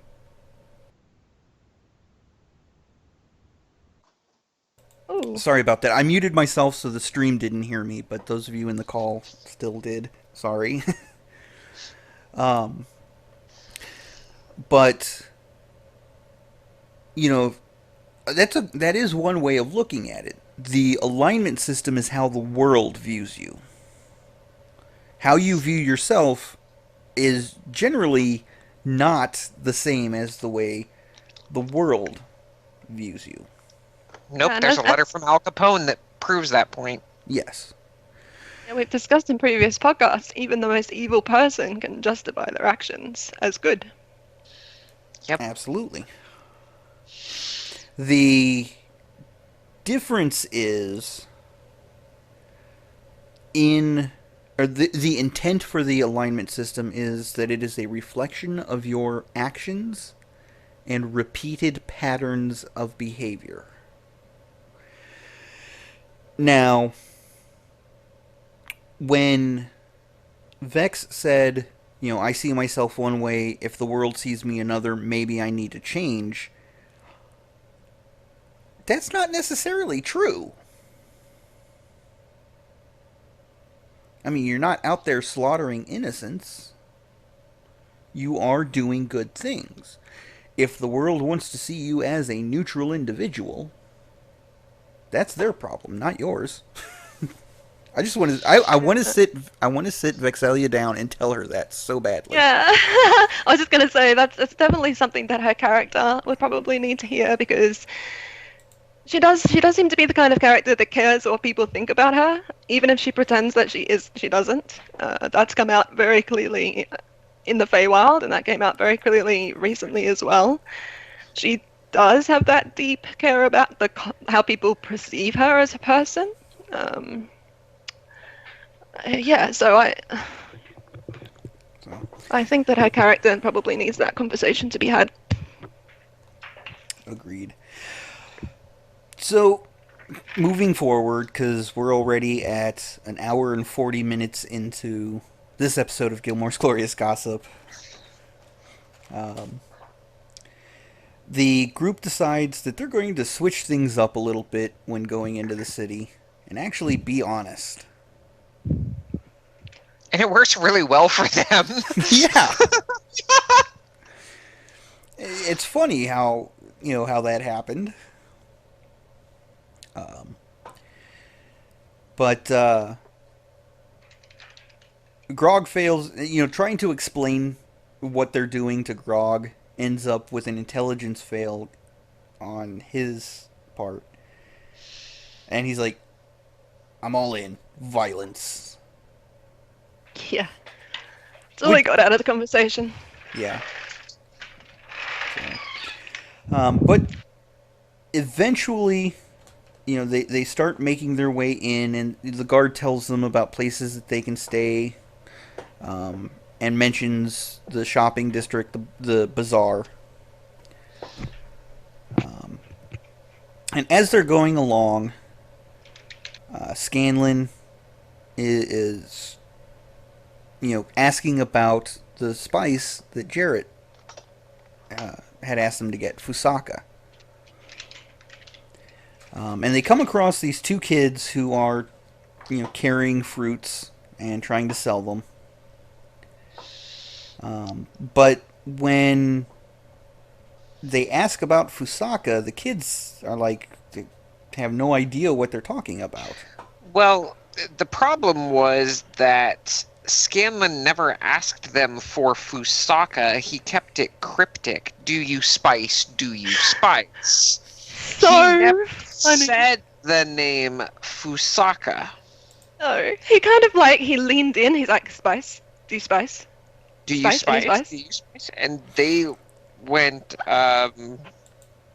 What? no fruit. Well, I mean, There was some discussion previously about it possibly being a drug, and he just took it and played with it. yeah. I don't know. I think Matt did too, for what's coming up a little bit later. Yeah. Oh, he definitely yes-anded it. Yes. 100%. Adam says, I'm going to laugh if the spice does end up just being legit spice. I as well, Adam. I as well. Yes. Especially if they try to snort it. I don't I don't think putting it out there. I don't think Vox Machina is going to be silly enough to actually try Doing that it. kind of stuff. Probably not on a live stream on Twitch. There's probably some rules there that's being discussed with them about now as to how far they can take this joke. But I just thought that would be hilarious if they tried Well, to utilize it and it was just Spice and they just had like a coughing fit all over the place. yeah, and if it does come from somewhere, I don't think it'll. I don't think the no, you can't do this on the stream will come from Twitch itself, because after all, there are people playing Grand Theft Auto 5 on Oh, on Twitch. So and fair. there's definitely alcohol and drug use within that game. But we'll have to see. Um so I didn't catch what prompted Grog to start looking through the rocks. He was just trying to look for anything magical or extraordinary in the marketplace, and Matt had him Oh, roll okay. an investigation check, and he rolled a -2. Well, yeah, a natural one, So which ended up being a -2. -2. So he found a new Uh, Salt Lake rock. his new Salt Lake Rock because he gave his previous one away, so that was a positive, yeah. Yep. And he named What? it. What did he name it? Little shiny little. I It was don't little remember. something. It was the best line ever. It spoke to me from the dirt of the road, and it is mine. Yes. I forget what he called it. A little something. So, Scanlan goes to a street corner and is whispering as people go by, Spice, Spice, do you spice?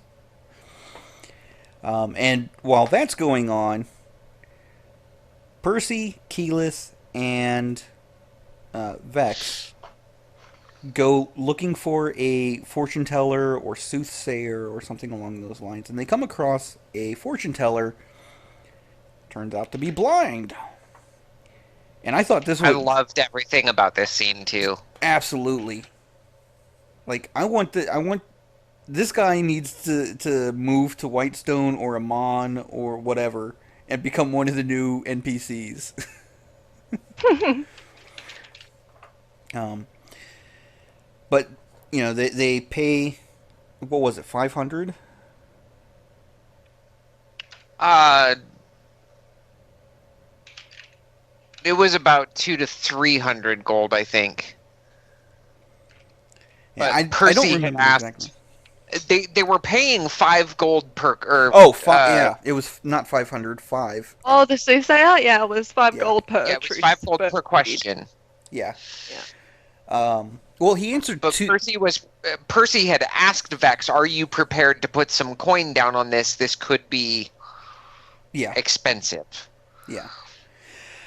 And afterwards, Percy, reveals that he was just trying to, you talk to the soothsayers and such, the fortune tellers, and word gets out to the criminal underground that, hey, these people are looking for this, and this is what they have. Yeah. And he's absolutely right. For the most part. There are some legitimate in the world, but still.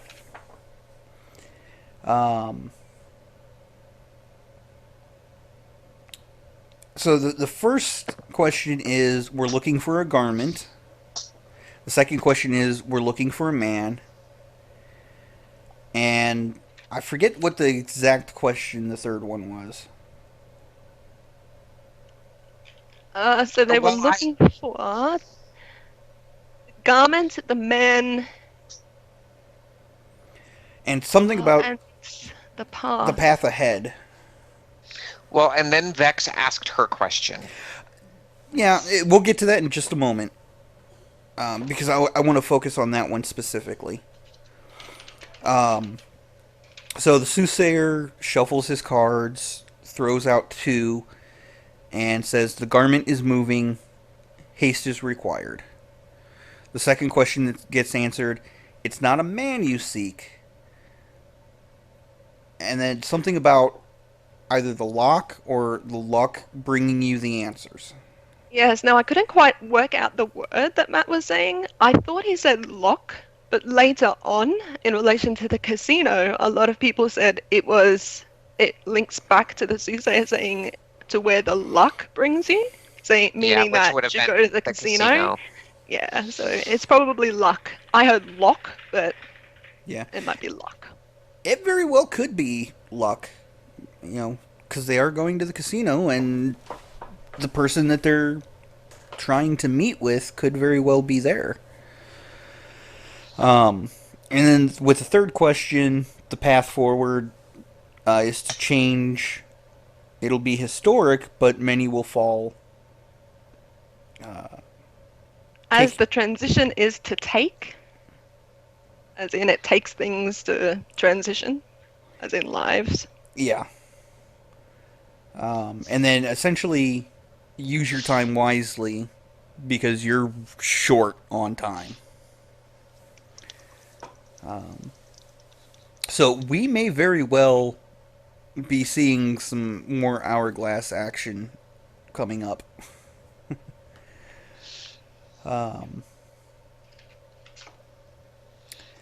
But then Vex asks her question: did I make the right choice? I was really surprised by this. I was really surprised that Vex had asked it, to be honest. Really? I thought this was perfect. I really wanted her to ask. I didn't think I had that question in my head, but I felt like she needed to ask him something. Well, I don't know about, just Like, asking him something. am I a good person, or am I on the right path to being a good person? I thought she was going to go more that direction, but I was so happy when this was the question she asked. I personally, I'm just glad that she waited until last to ask, because she actually stopped and weighed this soothsayer's or this fortune teller's answers, and she felt it was a legit individual. Ebola, yes. This was one of those Vex moments where I just wanted to pick her up and cuddle her, because she's so insecure about herself. Right. But the she asked the question, and the answer is something along the lines of the one you speak of. Puts forth unity and a new dawn. In that context, whoever it was she chose is the one bringing unity and the new dawn. So I think that's a confirmation that yes, she made the right choice. But it just makes me insane, and I have to ask: is that a reference to the possible Percalia ship, or is it? I mean, who is it? Who? It could be on a broader scale, like the unity of a broken nation. Well, and I mean that's the way I kind of took it, was that it was overall Iman and Taldore, was that it was that kind of unity. Once they defeat these things, it's going to bring the nations together, etc., etc.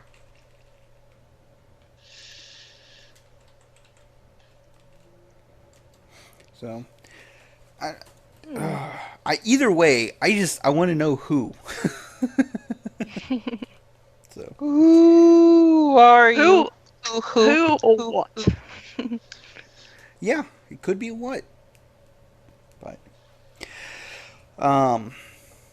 so while Scanlan is still searching for Spice, the rest go. At this point, Scanlan's actually found a shady guy who takes them down an alley. Well, yeah, I was just going to say that the others head towards the shade. Oh, yes. Just to clarify that they were splitting up at this point. Which is Scanlan, always a risk. Just saying. yes, Scanlan is approached by this scruffy-looking individual, to say the least. And they take him to an alley, so it's not quite such a public discussion. And they eventually get around to he finally does say Fusaka. And I can't tell I couldn't tell if the individual is doing a long con bluff and it's just a spice, or if it is an actual drug. I know, Matt's playing on this so well. Yes. He's just kind of balancing on that line just And perfectly, so it could go either way. Yes. We all know he's the king of the trolls. But the individual, once he hears how much that Scanlan is wanting to purchase, the individual gives him a warning. The stuff, that type of bender is not healthy. And Scanlan's like, don't worry about me. I know how much I can handle. Let's just say when I started using, I was your height. So, That's line. Yeah. And I mean, hey, it could totally be a very powerful spice that makes you sit on the bucket for like a whole day, and that could be what he's referring to. It doesn't have to be a drug. Yeah. Or it could be totally a drug. I don't know. I'm excited. So am I. I think I don't know what I'm more excited for. The continued conversation with the Emperor or just the spice. I know, right? It's like, forget the vestige, man. I want to know what this Busaka is. Vestige is boring. Yes. So he finishes up his little deal, and the deal is an hour after sunset, he would go to this casino wearing a red shirt so that he could be identified. And everybody in Critters D&D was like, no, not the red shirt. Dun, dun, dun, dun, dun, dun, dun. Yes. Star Trek reference for those that aren't familiar. The red shirts are always the ones that die. Yep. So, they skip, or the scene switches over to the rest of Vox Machina, who are at the Shade. Shade. And on this note, guys, I am going to have to leave you. I do have a Dungeons and Dragons game that I have to go run right now. Everyone's actually in the next room waiting for me, so I am so sorry. This episode's taken a little bit longer because we had so much to say, a bit of a rant at the start, and this episode is 5 hours long, so we have a lot to talk about. So, guys, I did leave Akiva and Kalia some notes for the DM corner, just my little blurb there that you can pull stuff from and disagree with and expand on as you will. Okay. And I will talk to you all in the next podcast. Love you all. Castiel Games, CASSTI3L Games. And I'll see you guys next time. Have a nat 20 day. Take care. Have fun, Kat. Bye. Bye, Kat. May all your hits be crits. Okay. All right. So the Shade turns out to be a hookah bar. And although the building itself, I mean, it has hard walls on the outside, but inside, the quote-unquote rooms are separated by cloths. Right. Which is not uncommon in that part of the world, or in the real world, actually. So, they talk with one of the patrons there at the hookah bar and get a little more information about who they're looking for and the group that they're with. Do you remember what the name of the group was? I don't right off the top of my head. It was the scarred something or other. I don't know if it was the scarred face or what. Was it But this? go ahead. I thought it might have been the scarred hand. I think it was the scarred hand. I'm not 100% certain either way. But Chat's got us. I'm sure. yes, Chat, chat. you got us. Let us know. Um, but they end up, you know, getting their own hookah because honestly, hookah is pretty awesome. Yeah, I don't smoke, so I've been into a hookah bar before, but I did not partake. I've used hookah before, and and I actually used it before I started smoking, and it was very smooth, and it's like a cigar. You don't actually inhale it; you taste it. Um, so The Scar Bearers, Adam Schwartz is Scar saying. bearers, that's what it was. It was the scar bearers. Thank you, Adam. Um, but you have all these different flavors of tobacco. So if you're a smoker, you can inhale it, but then you've got the nicotine and all that other stuff that goes with it. It's just because it's pulled through water, it's really, really smooth. So you probably want to stick to just tasting. But either way, um, Keyleth introduces Vax to the hookah, and of course he's coughing like a madman because he inhales it. Um, and then Grog's like, "We need to celebrate," and he gets these 2 bottles of Sandkeg wine. And when Matt was talking about the Sandkegs, I was thinking he meant the onkegs that are in the Monster Manual. And so I asked him about it on Twitter, and he replied that it was a desert variation that he had come up with.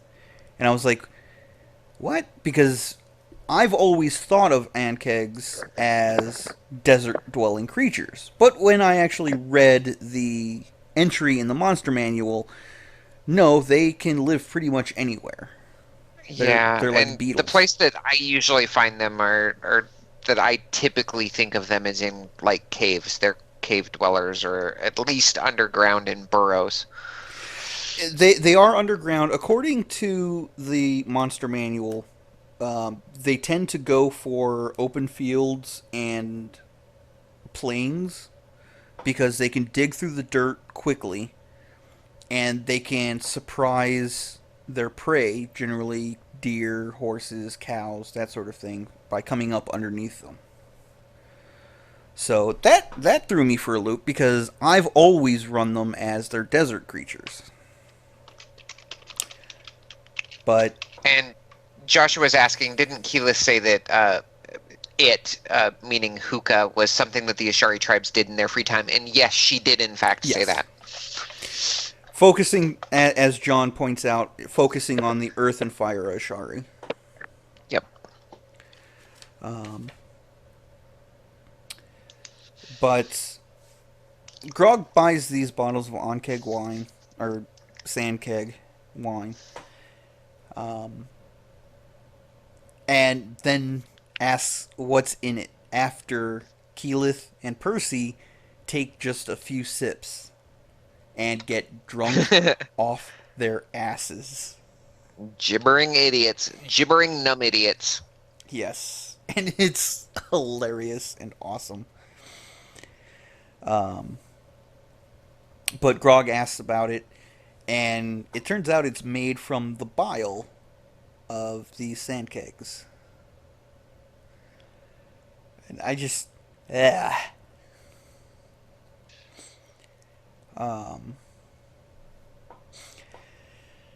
So after a little while, Scanlan shows up and tells them about the meeting that he set up, and they relay to Scanlan the information that they need to head over to the Death's Respite in order to find these individuals that this individual that they're looking for. They eventually head over after Percy and Keyleth start to sober up a little bit. And they come across a Dragonborn who identifies himself as Treve Bonebreaker.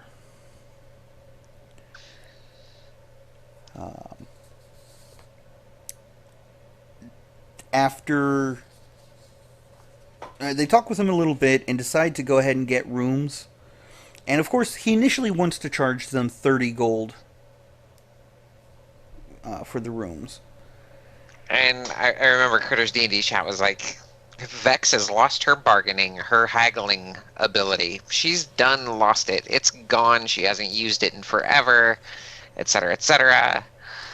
And then she pulls out, how about I tell you a story about Draconia?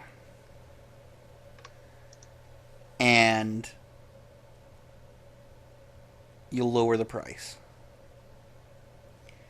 So, of course, they agree, they sit down, they chat, they relay the information of what happened, what they found there. And of course, Treve being a Dragonborn, when he hears, the Draconia has quote-unquote fallen, at first he's like, yes, it's been liberated, good. And then he hears more about Voragol essentially taking over and the new type of slavery that's going on there. And he's getting less and less enthusiastic.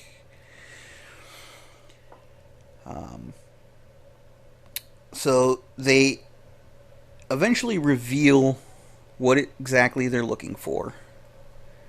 And Treve reveals that they're looking for Mistress Asharu.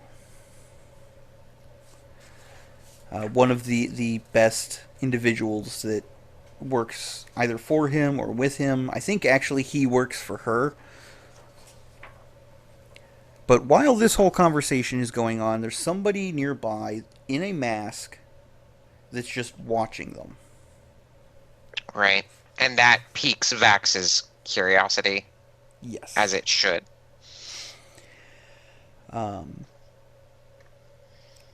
So it's agreed that they will write a message to this Mistress Asharu in order to try to hire her.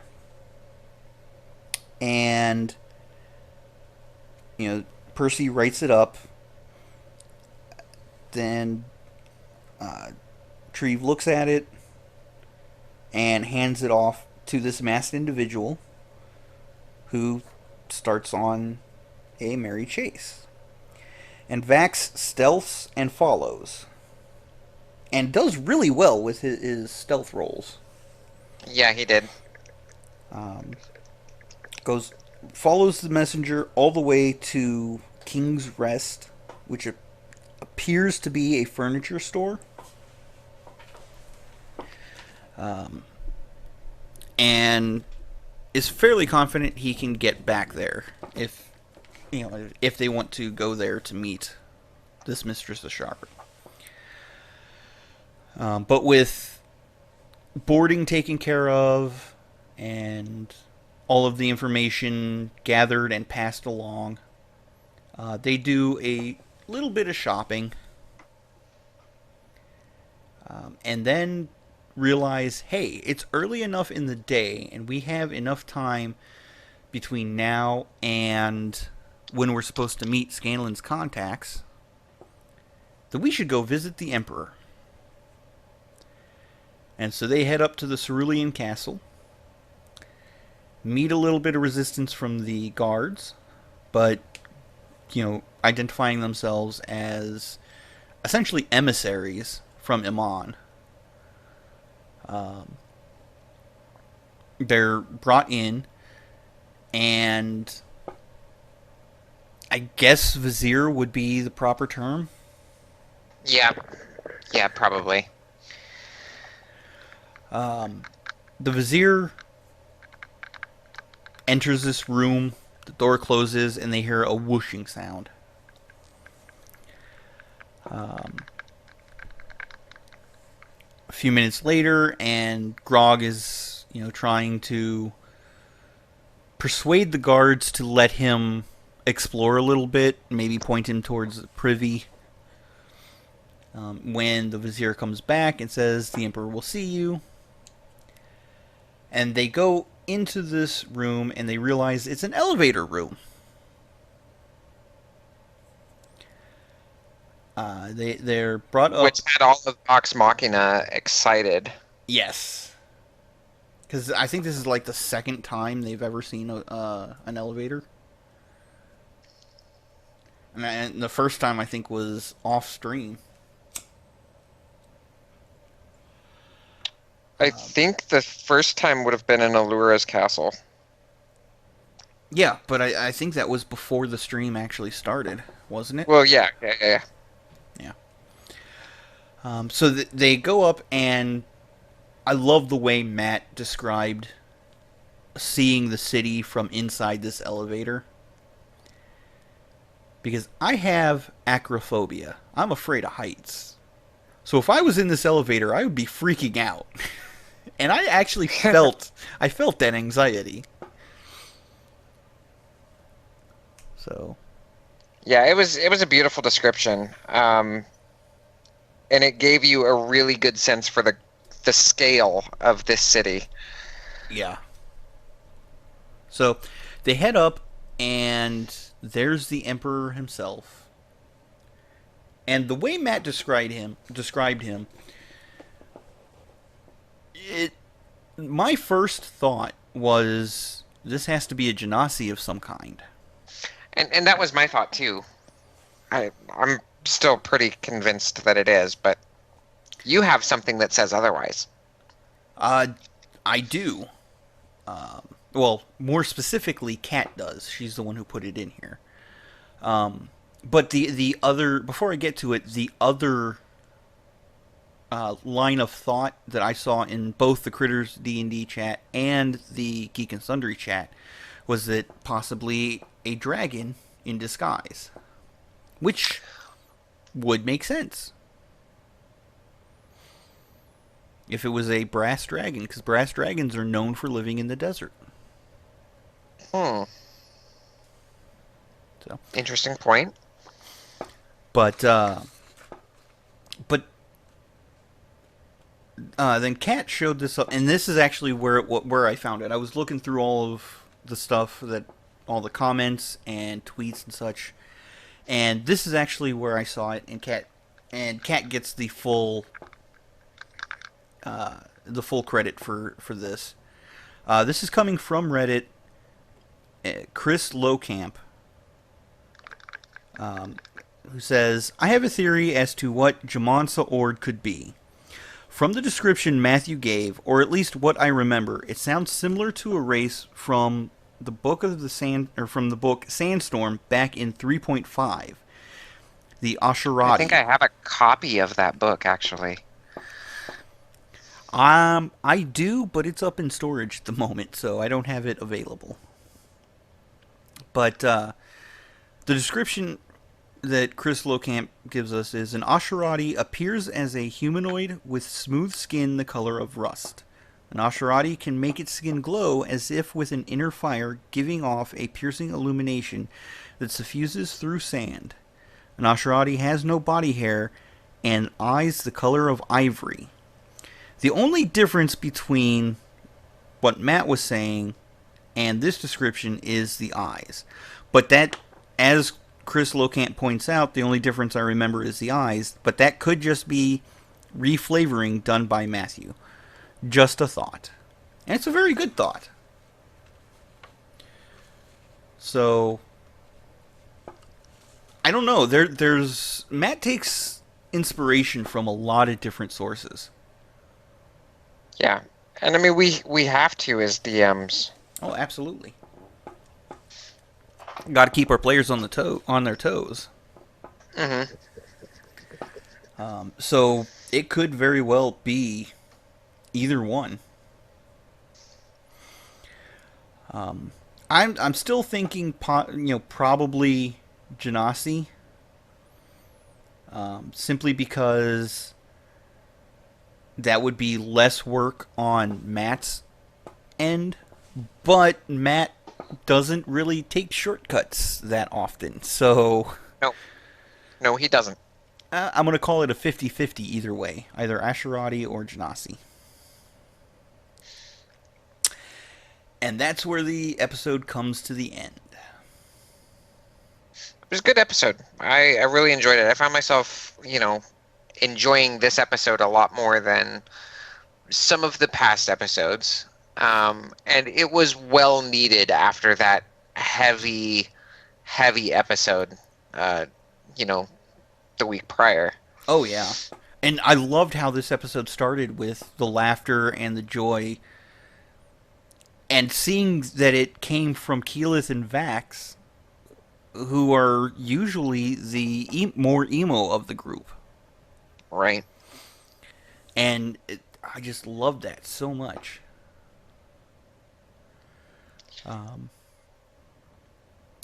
So, for the wrap up, let me see if there was anything else added after I printed this out. Okay, that's in the DM's corner. But for the wrap up for the episode, there's a common theory that, although while they were in the shade, Grog had asked about entertainment for along the lines of like gladiatory type contests, and they learned that duels, as long as they're approved by the hand, are allowed within the city.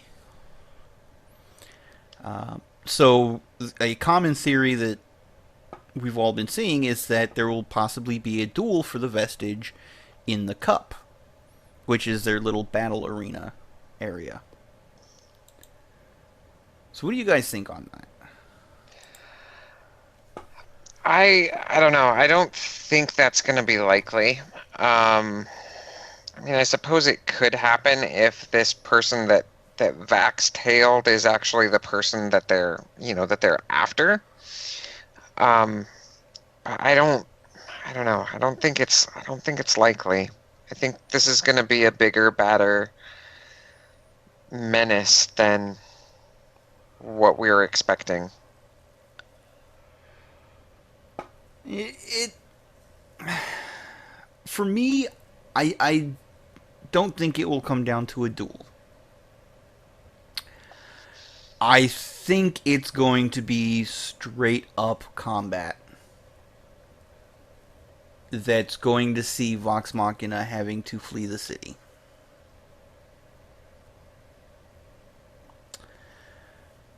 I don't see this Mistress Asharu loaning them the cloak.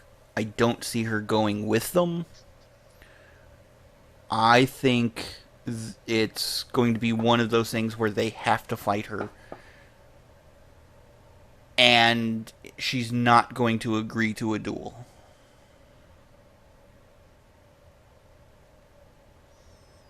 That's my thought on it. What about you guys in the chat? What do you guys think about it?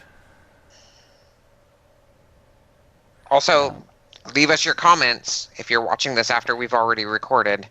Absolutely. Anytime we ask a question, feel free to respond in the comments. I read every single comment that goes up. And I will respond. I will, if your comment is deep enough, / long enough, if your comment has enough substance, you may even see it on, or featured on the next episode. So, don't think that your thoughts don't count, because they absolutely do. They are one of the biggest driving forces for this podcast. John O'Brien. We are conspiracy theorists. Yes, we are.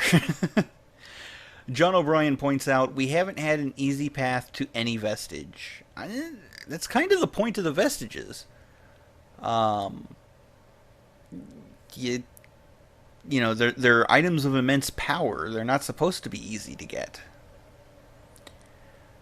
Robert Warden points out that duels are to the death, and while that's true, it's generally a one-on-one deal.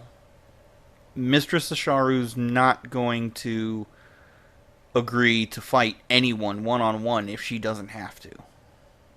That's what she strikes me as. Your thoughts, Kalia? Yeah, I'm getting that vibe from her. I mean, again, it's really hard to know.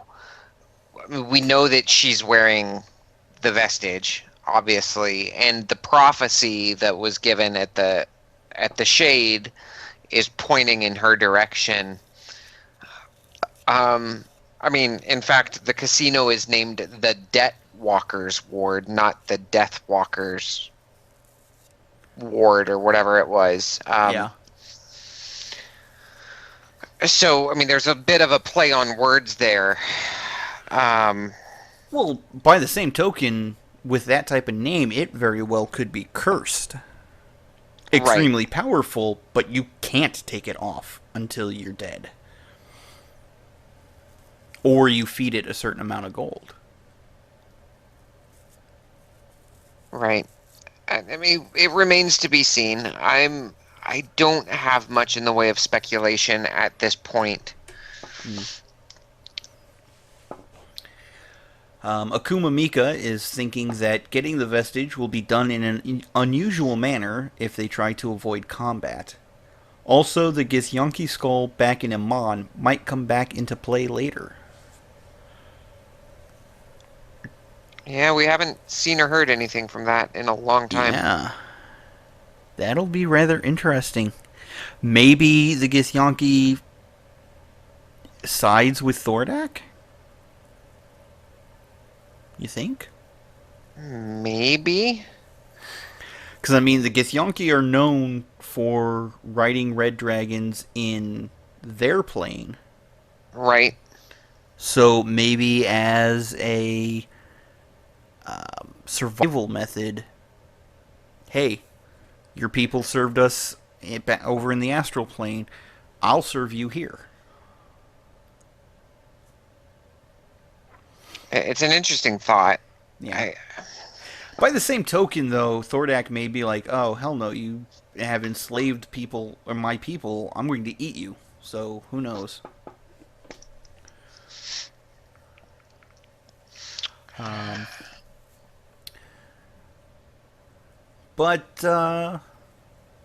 John O'Brien points out that Allura has the skull.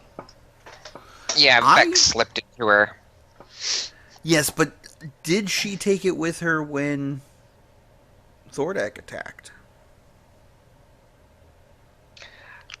That remains to be seen. Yeah.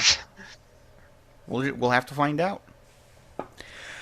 But that will bring us into our DM's Corner.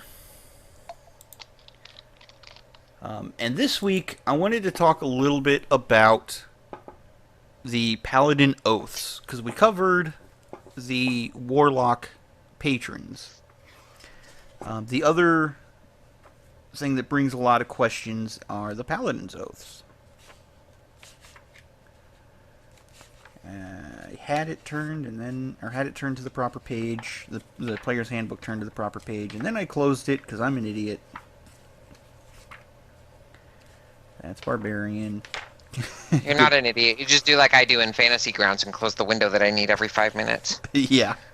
Okay, here we go. Okay.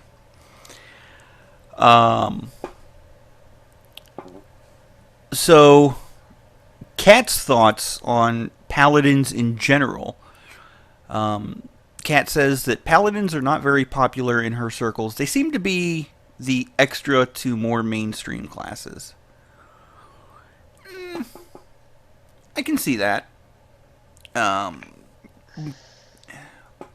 Paladins are a jack of all trades, master of none type class.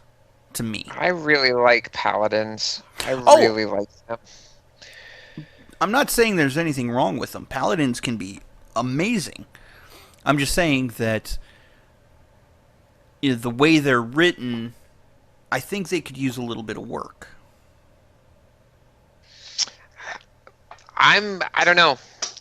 I don't know. Harmony, my daughter, is playing a paladin for our Wednesday night Adventurers League game, and she dealt 42 damage to something the other night.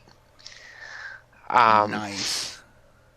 So, I don't know. Paladins are kind of they're kind of the secondary class that I go with. My primary go-to is fighters, as I've said before on the show. Mm-hmm. Yeah, and John is saying tell that to the one who dropped an 81-point smite on Strahd. So oh, nice. So yeah, I don't think paladins necessarily need work. I think that there are a certain percentage of the population that actually like to play paladins. And for me, it's the religious and the faithful aspect. I am not religious, but I am faithful. I have a strong faith. And I bring that into the characters that I play a lot of times. Whether they are a paladin or a fighter or a ranger or whatnot, that little bit of my spirituality seems to creep in. And if you're not spiritual, if you're not religious, it's really hard to play a character that has that strong, unwavering faith. So, I mean, I can see where paladins could be unpopular for that reason alone.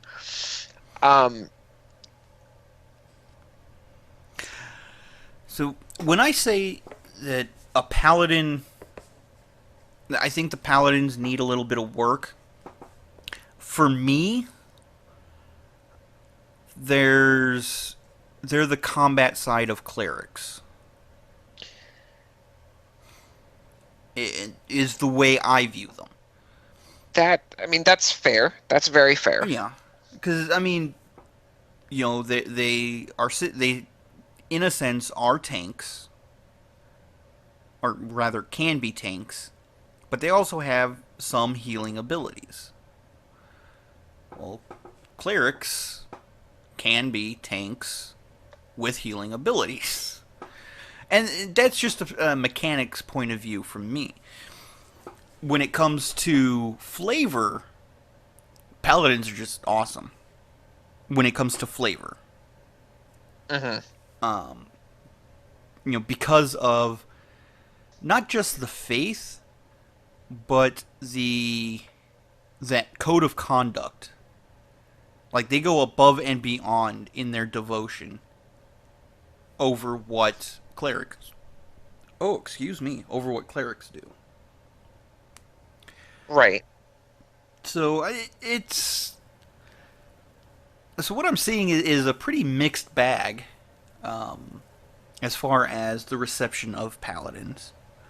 So let's go over their oaths and get a little bit of deeper into possible mindsets that would go into playing a paladin. I'm going to throw one thing out here real quick, too. The oath system for paladins essentially gives you a multi-class without having to take a multi-class. So if you look at these oaths from that kind of perspective, that might help. And as an example, just real quick, the Oath of the Ancients Paladin basically kind of cross-classes you into a druid. Kind of. Yeah. So let's start with the Oath of Devotion. The Text in the player's handbook says, "The Oath of Devotion binds a paladin to the loftiest ideals of justice, virtue, and order. Sometimes called cavaliers, white knights, or holy warriors, these paladins meet the ideal of the knight in shining armor, acting with honor in the pursuit of justice and the greater good. They hold themselves to the highest standards of conduct, and some, for better or worse, hold the rest of the world to the same standards." According to the notes Kat left us, she sees this oath as just clerics as paladins. Yeah, I can kind of see that. I also, to me, this is where the for 5th edition, this is where the stereotype of lawful stupid comes from. Yeah. A lot of players will take a paladin and then hold the entire world to the standards that paladin has. To the point where, just for an example, I was in a party. I was a player for this game. And I was playing a rogue. This is back with 3rd and 3.5. I was in a party with a paladin, and we had to go into the 9 hells. And the paladin wanted to fight everything there, because it was right, it was just, and it was what he was supposed to do. Never mind the fact that that would have just obliterated us. So that's where the lawful stupid thing comes from. But just as an aside, I'm going to ask, how many rogues have you had that have gone to the 9 hells with paladins? I'm counting at least 2 now. No, this was that same game. Oh, never mind. Never mind. This is now 2. Yeah, this is 2. Technically, Adron was a monk rogue, so he counted as a rogue going to the 9 hells with a paladin. So, yeah. Oh, boy. Patterns in my life that I didn't even realize were there. Anyway.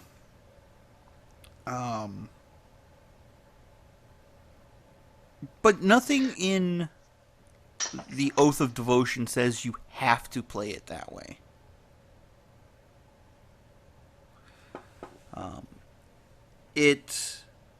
The Oath of Devotion is good for a paladin that wants to take a defense style or a protection style for fighting. The Oath of Devotion spells gives you protection from evil and good, sanctuary, zone of truth, beacon of hope, that sort of thing. More of the defensive stuff. Don't think of it as you're playing just a combat cleric, because that's really not what it is. It's definitely You don't have anywhere near as much healing as a cleric does. Yeah. And you're hitting a hell of a lot harder. Absolutely. It's more of there's going to be danger. I'm going to be between the danger and you. Is the way I look at it. Right. Yeah. I mean, the way I like to describe the difference between clerics and paladins is clerics are the mouthpiece of the gods. Paladins are the champions of the gods. Which is why in the later episodes, just before Vax became a paladin, I'm like, this is it. He's becoming a paladin. He's starting to show the champion side of a god. It's not the god he wants to be a champion for, but he is showing the champion side of a god. Paladin is coming. And by the way, they get their smite Divine Smite. At, let's see, where is it? Second level. Yes, at second level. So, next level, we may start seeing some sneak attack smites. Yes. Yes. But, yeah. So think of it, you're not there as... Like, a cleric is more often than not going to talk about their god and try to turn an enemy, or turn someone to their god. Whereas a paladin will be like, yeah, your god's an idiot, follow my god, here's why, and shows them. Smashes them over the head with the shield of truth repeatedly until they realize that they cannot defeat this paladin and their god is weak. Pretty much, yeah. So moving on to Oath of the Ancients. The Oath of the Ancients says, the Oath of the Ancients is as old as the race of elves and the rituals of the druids. Sometimes called Fey Knights, Green Knights, or Horn Knights, paladins who swear this oath cast their lot with the side of the light in the cosmic struggle against darkness because they love the beautiful and life-giving things of the world, not necessarily because they believe in principle of honor, courage, and justice. So as Kalia was saying, you know, it gives you some of the viewpoints of the druids. And Well, as a matter of... Go ahead. I was going to say, and as you get into later levels, you gain the ageless body of the druids. Yes. So you do get some kind of druid ability. That's why I say don't take it for verbatim truth, but it is similar to multi-classing without multi-classing, and each one of these devotion, ancients, vengeance, and there's one that I'm missing. Vengeance? No, I said vengeance, but there's one that was in Sword Coast Adventurer's Guide, I think. I don't have that one. Classes, Paladin, they can take, what is it? Oath of the Crown. Each one of these kind of has their own little niche to fill, and so yeah, anyway, go on, Akiva. Cat's notes say Oath of the Ancients are just druids as paladins. Which, you know, isn't too far off the mark. Some of the spells, Ensnaring Strike, Speak with Animals, Moonbeam, Plant Growth. This is the paladin that is... This is the type of paladin that would be out campaigning to save the rainforest in Brazil. It's right, and they understand the balance with nature that needs to be maintained. Right. I really like Oath of the Ancients. If I were going to do a paladin other than Oath of Vengeance, which I tend to go with, I really like Oath of the Ancients. So. Because you get Misty Step and stuff, and that's just cool. That's just cool. If you do take Oath of the Ancients, you probably want to go with either a defense or dueling fighting style. My reasoning, because, you know, if you're trying to protect nature, you're not really trying to protect your companions as much as Oath of Devotion. So you're probably going to be wanting to take the hits yourself. So that's kind of the point of any paladin, though, is to again interpose themselves between the evil and their allies. Well, the thing is, though, with Oath of the Ancients, because you are focused on nature, 9 times out of 10, the forest isn't going to move out of the way of the enemy. Your companions, for the protection side of things, your companions are going to be mobile. So you're going to need to be able to move that protection around. Does that make I sense? think I see this. I think I see this a little bit differently than you, Akiva. I think I see the motivation between Oath of the Ancients as not being so much as I'm protecting nature for the sake of protecting nature. I think I see it as I am protecting everything within nature. I am protecting the world so that nature can go on. And you're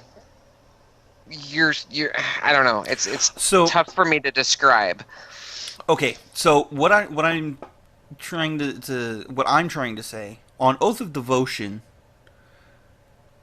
you've got a smaller focus on what you're protecting. It's closer to home. Whereas Oath of the Ancients, you're trying to protect everything. So instead of trying to throw a protection out there, you're more of a trying to taunt the enemy to you. Does that make sense? Yes. And that's easier to do with the dueling style than with a protection style. Okay. Yeah, I don't know. I still see the motivation for Oath of the Ancients a little bit differently, even than what the book is saying, but I can't formulate it and put it into words.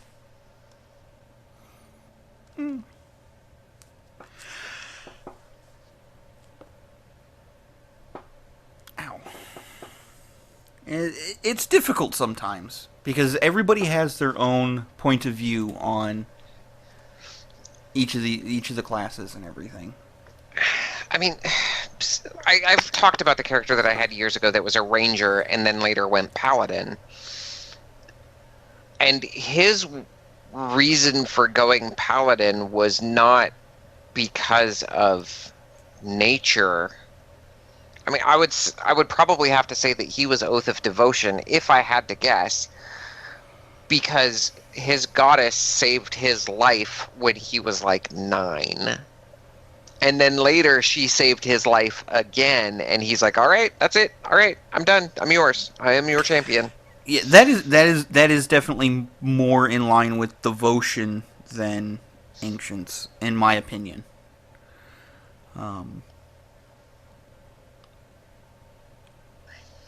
So I don't know. Paladins are a difficult class to get a firm grasp on because, as I said, so many people view them as a jack of all trades, master of none. I see them as a heavily armored fighter with a little bit of magic and some healing thrown in. Well, that being said, the cleric's going to heal better. The fighter is going to do single point damage better. And the rogue is going to do sneak attack damage better. So you've got those 3 masters, whereas the paladin does all 3 of them, but not quite as well. Does that make sense? Yeah. So and that's all I was trying to get to. Gotcha. But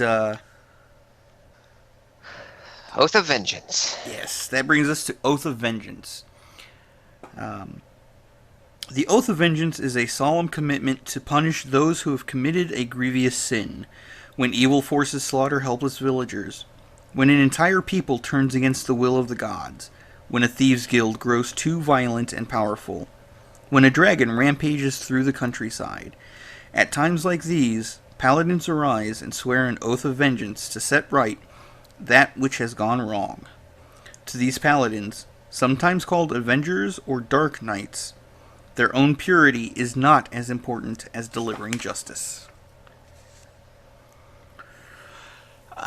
Kat says that this is your damage-dealing paladin. She's not wrong. She's not wrong. But they also get some chase ability. Once they hit 7th level Paladin, they get Relentless an Avenger. ability.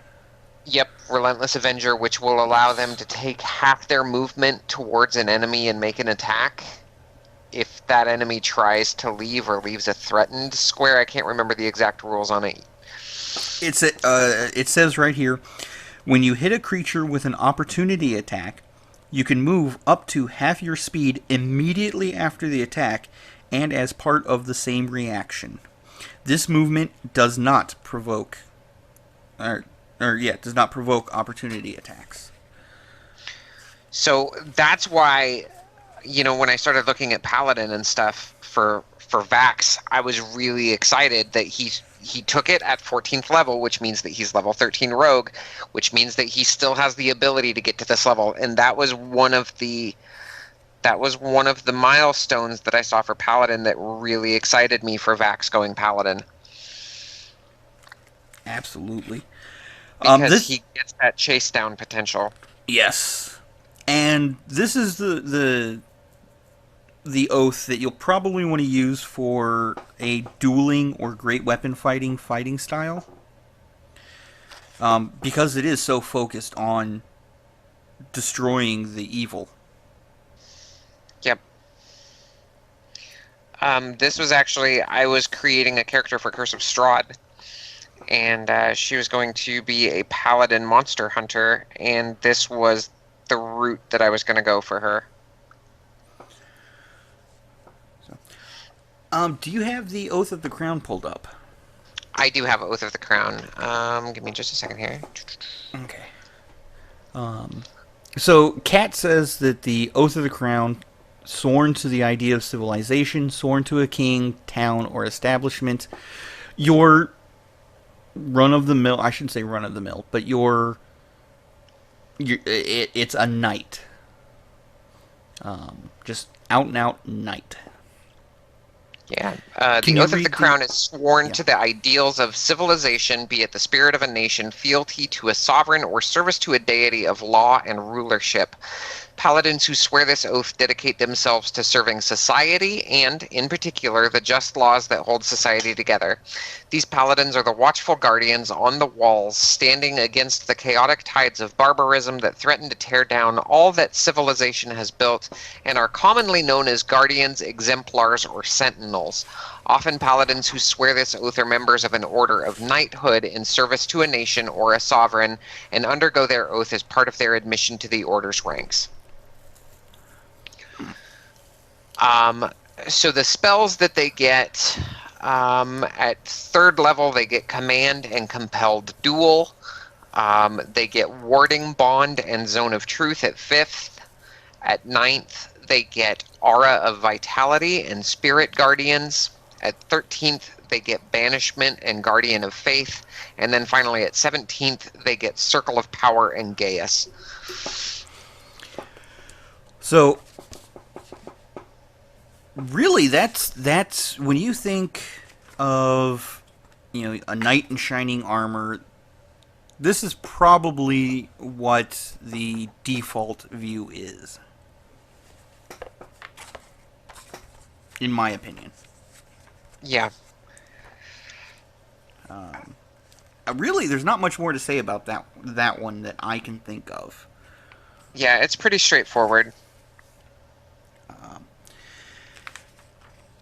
But playing a paladin, there is always the possibility of breaking your oath. Yeah, I wouldn't recommend it. No. Kat brings up the Oathbreaker Paladin, an option for those who want to play a more sinful paladin, and my personal favorite. These are generally the evil paladins that know they're evil. They intend to do evil.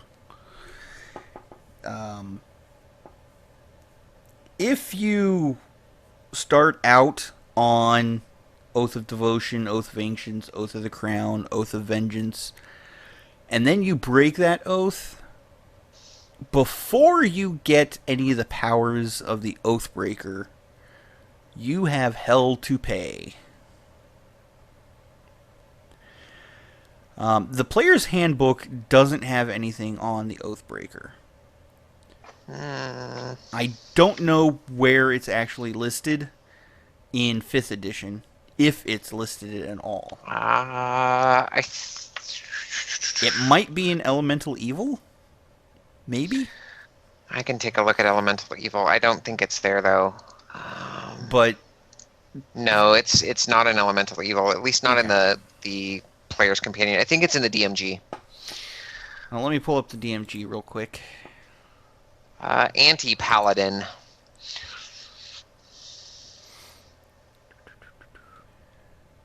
Is that what it's listed as? Mm-hmm. Okay. There it is. The anti-paladin. Yeah, Oathbreaker. Yep, there it is. An Oathbreaker paladin is a paladin who breaks his or her sacred oaths to pursue some dark ambition or serve an evil power. Whatever light burned in the paladin's heart has been extinguished. Only darkness remains. A paladin must be evil and at least 3rd level to become an Oathbreaker. The paladin replaces the features specific to his or her sacred oath with Oathbreaker features. They get...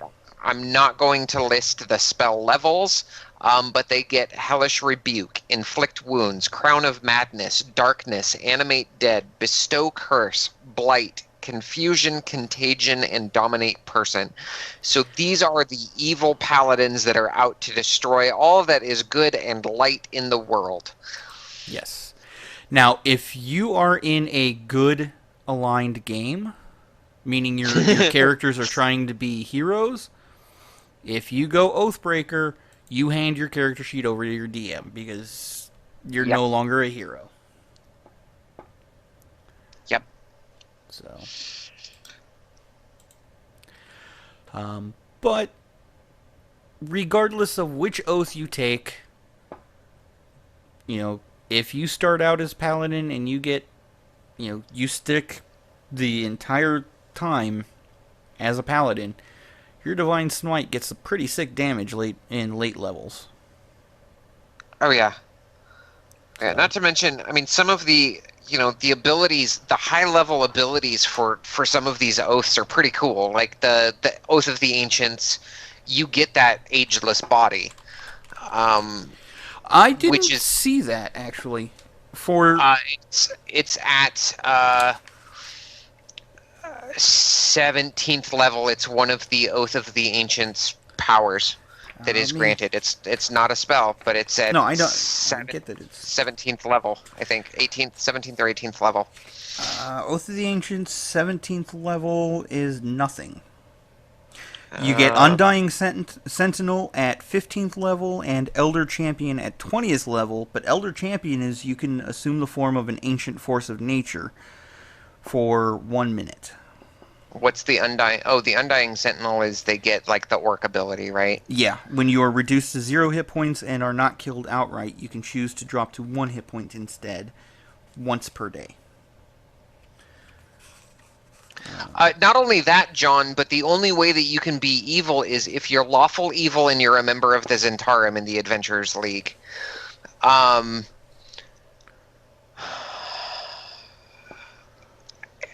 And you are allowed Player's Handbook plus one other book. So you can take Player's Handbook plus Sword Coast Adventurer's Guide as a resource, or you can take Sword Coast or Player's Handbook and the Elemental Evil, but you have to stick Player's Handbook plus one. The exception is backgrounds. You can choose your background out of any of the resource, and yes, Lord's Alliance. But yeah, I think you're right. I don't think players. I would have to check the DMG and the Player's Handbook for Adventurers League. Yes. Well, the thing about Adventurers League is they are trying to keep it as good aligned as possible. They realize that there are people who just will not play unless they can be evil, so they have to allow that. But, playing an Oathbreaker paladin or anti-paladin, however you want to say it, it just becomes troublesome. Yeah, I mean, I ran an evil one-shot on Halloween for my Adventurers League group for the hell of it, and within 5 minutes they had almost destroyed each other. Yes. They couldn't even get out of the cave to go complete their evil mission because they were all trying to unseat power from each other. So, and yeah, you'll run into that a lot. There was again, I was a player, but there was an evil campaign that I was in, and from the beginning, the DM was like, look, I've run evil games before, I know what's going to happen, so here's the deal. Your gods have bound you to this quest, and you cannot harm each other until this quest is completed. So, that's one way to handle it. yep. But I think that will bring us to the end of this episode. Do you have anything else you want to add on Paladins before we go? Try them. If you haven't played one, try one. I think they're a lot of fun. Again, they are one of my favorite classes in the game. It tends to be in order: fighter, paladin, ranger for me. In terms of classes that I typically play. And there are certain classes where a multi-class will work very well with a paladin. So if it's not a class that you've typically played, don't think of them as just glorified clerics, because that's far from the case, and you can have a lot of fun as a paladin. Agreed.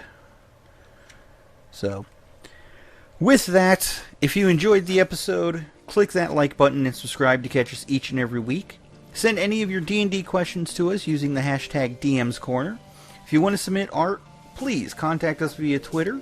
You can hit our official Twitter at Gilmore_gossip, or contact us directly. I'm at Akiva David, AKIVADAPHYDD. I'm at Cosmic Candy, COSMICCANDI. Or you can reach out to our other host, Kat, at Castiel Games, CASSTI3L Games. We hope you enjoyed, and until next week, kick back, relax, and enjoy your games. May all your hits be crits, and have a nat 20 day, guys.